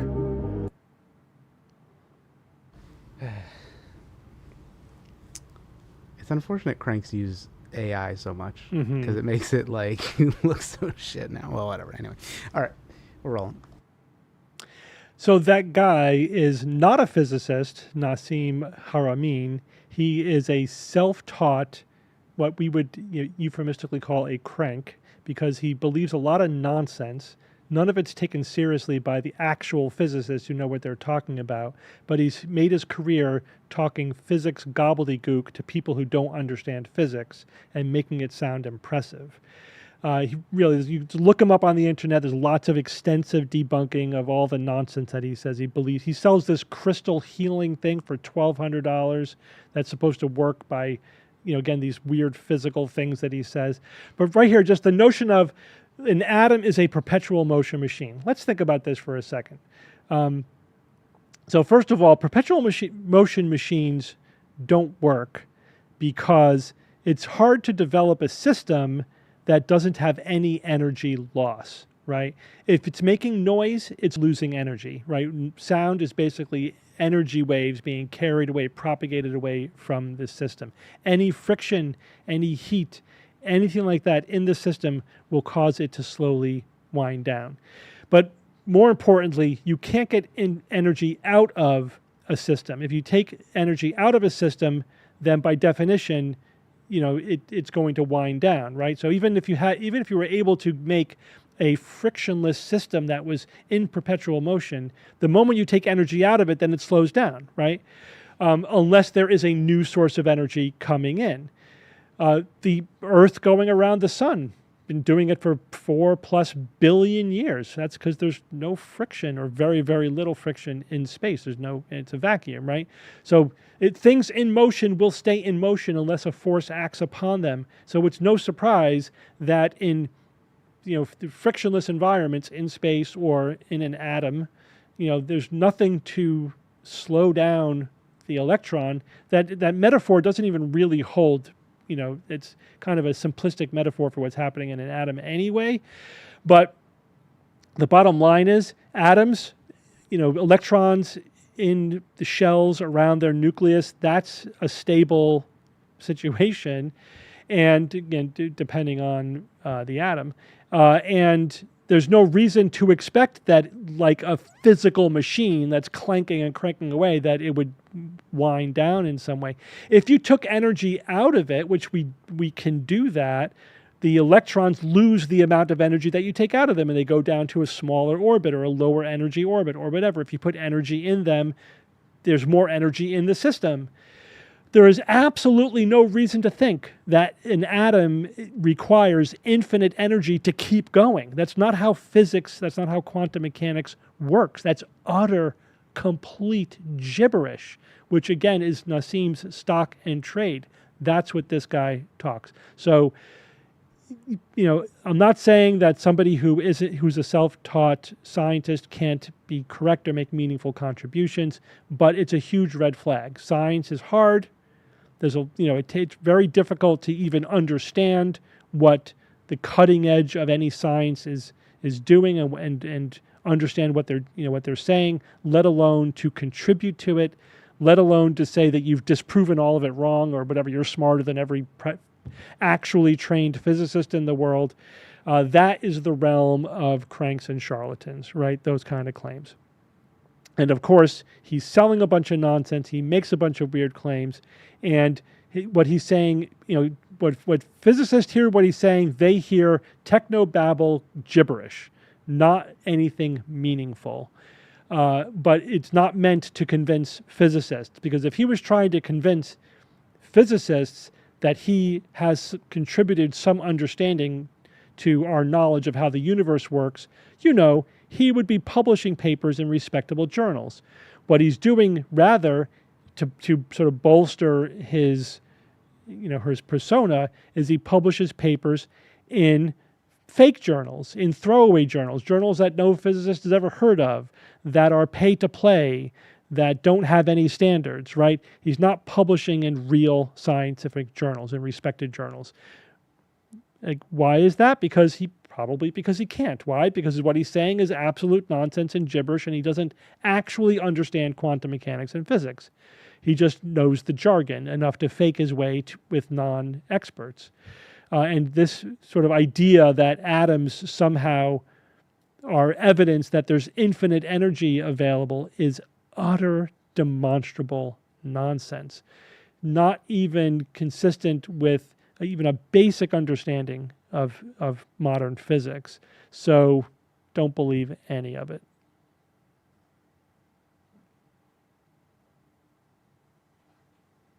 Cool. All right, I think we're done. That's it. Free energy. Free energy. Free Wouldn't it be energy, nice? free. There's infinite energy just sitting there in every atom, Ian. All we got to do is buy his $1,200 crystal, and there you go. Can't we just come up with a Dyson sphere already? Like, Yeah. Can't we just invent that first? And then we'll get the crystals. Infinite energy. That would, if there actually were infinite energy, wouldn't the world just blow up? I mean, That's true. It's just way too much. We don't want infinite. We want a good amount. A good amount. Enough. Yes. Yeah. Enough energy. Easily accessible energy. Yeah, that would be nice. Yeah. Yeah, we shouldn't have to pay electrical costs. We should just have so much that we're like, use it. Who cares? Are solar panels and solar energy a technique that produces more energy that it uses for producing and even later recycling the panels? And so during the life cycle of 20 years, it's free energy, no? Well, the energy is coming from the sun. We're harvesting a natural source of sun. So that reminds you. So the people, I've heard this claim that it costs more energy to extract and refine a gallon of gasoline than you get out of the gallon of gasoline. And it's like, so if that were true, then how have we've been running our civilization for the last couple of hundred years? Right. On projection and whatever. Think about the whole system. The energy's got to be coming from somewhere. Yeah.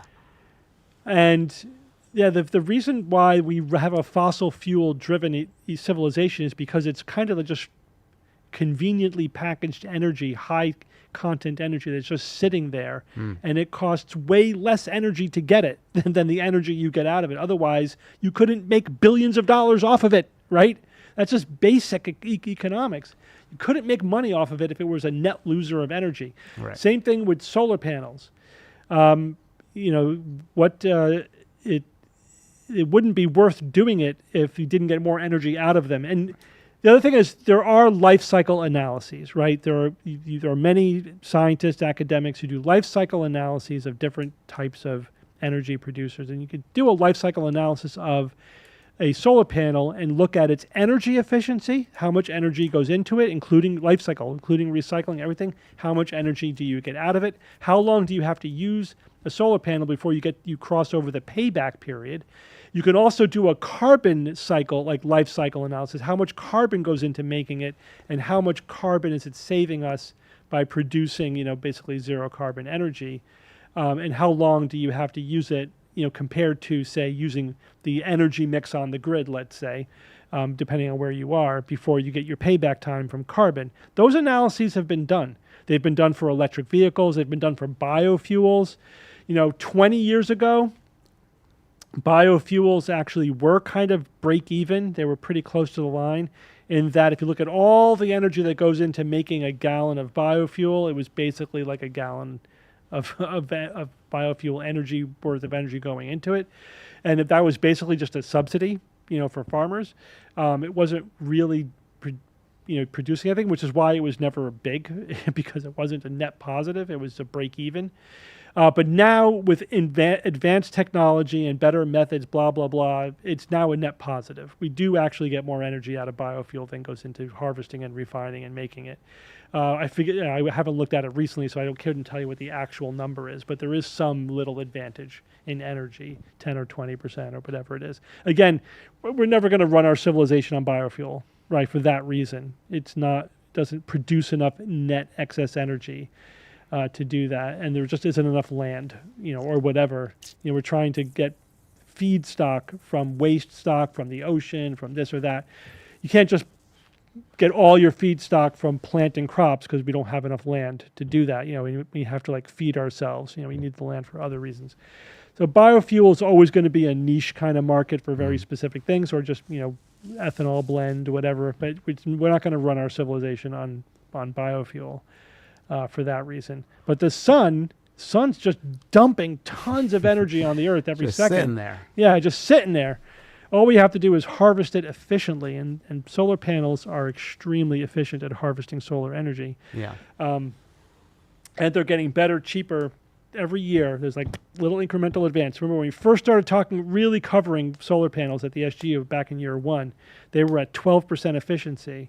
Now they're at about 22%, 23%. They're almost double the efficiency that they were in terms of how much light gets converted into electricity. And they're so much cheaper to produce.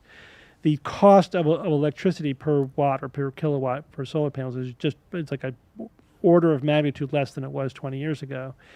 They're very cost effective. They're very energy effective. They're very carbon effective.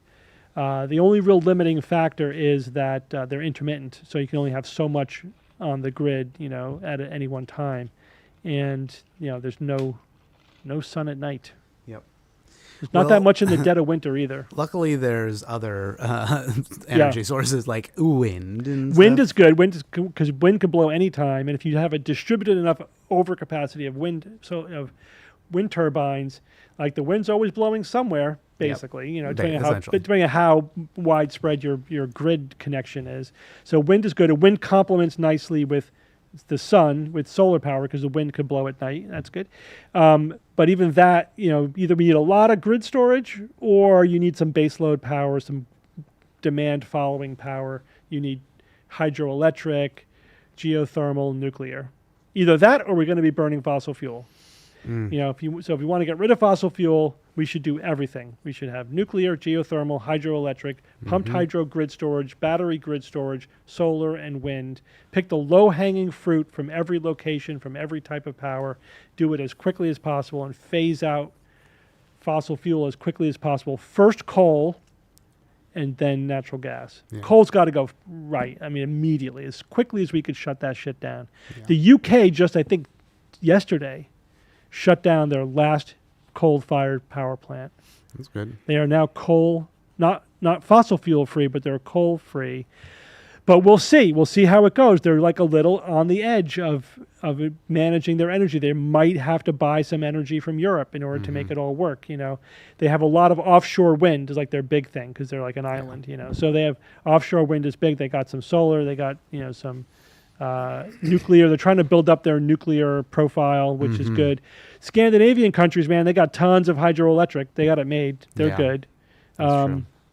Lucky. Australia's got a lot of sunshine. So they're trying to develop a system of solar and pumped hydro grid storage. Good luck with that. That may work. The U.S., man, we need our 20-30% nuclear. There's no way to make this happen without it. Do you hear Microsoft just they basically agreed if they made a deal with a power company, they're going to open up Unit 2 at 3 Mile Island. That's not the one that melted down. That was Unit 1. Unit 1 melted down. Unit 2 was fine, and it's been running for the last 20 years, but then it shut down like 10 years ago, 2014. So then they're going to open up Unit 2, and Microsoft is going to purchase 100% of the power from that plant to run a data center for AI. Whoa. That's pretty wild. It's wild, but I mean, we're trying to project how much energy we use, and like we're firing up entire nuclear power plants just to run data centers. It's amazing. We're going to be increasing our energy demand at least by 50% by 2050, but it's probably going to be more. They might have to revise those estimates with the whole AI data center thing. And crypto uses up the energy of countries. Right. And, So at least we can all get a job running nuclear power plants. Yes. Right. We won't have any other job because AI will take it over and crypto. Or running in those little squirrel cages to generate electricity. That's exactly. So the takeaway is coal should be saved for pizza. Yeah. Pizza fire. Get rid of it everywhere else. Nuclear, let's go. We'll get mutant powers, maybe. I don't know if that's a thing. The UK I do think they have a wood pellet fired. Oh, I think I've heard that. Yeah, so because at least that's a biofuel, right? Because it's wood pellets, but we can only grow so much wood. We should be burying the wood. You'll hear about that on the Right. show. That's pretty this week. cool. And apparently, I heard this that with the wind turbines, if you paint one of them black, like it reduces the bird deaths by 60% Awesome. or something like that. You also just Check don't that put out. I don't know, them everybody. in the flight paths of Right. big birds. You That's know? the thing. Yeah, you have to. That's why the offshore ones are good. Yeah, Put because it's them- like not like Put them fucking offshore. migratory. Yeah, outside of migratory routes. Get them out of the way. That's nice. Absolutely. Make big, massive, far offshore wind turbines. And figure out some way to suck up a hurricane. That would be cool. Or redirect it Or redirect to it. whoever is the they want to target this week. Yeah, get off the they list. We want to not be targeted. All right. Well, I think that's it. Unless there's anything else, chat. If you have any other questions, we won't see you on Friday, but you will hear the show on Saturday. The show on Saturday, and we'll probably. I think we're okay for next Wednesday. Yeah, next Wednesday should be good. This Friday's my daughter's birthday party. So. Aha! Birthday! Hooray! Sorry, family. Gotta take some family time. Got to do it. All right. Well, have a good pizza dime, everyone. Get a Bye. pizza. Bye bye. End music and hit the end. Here we go.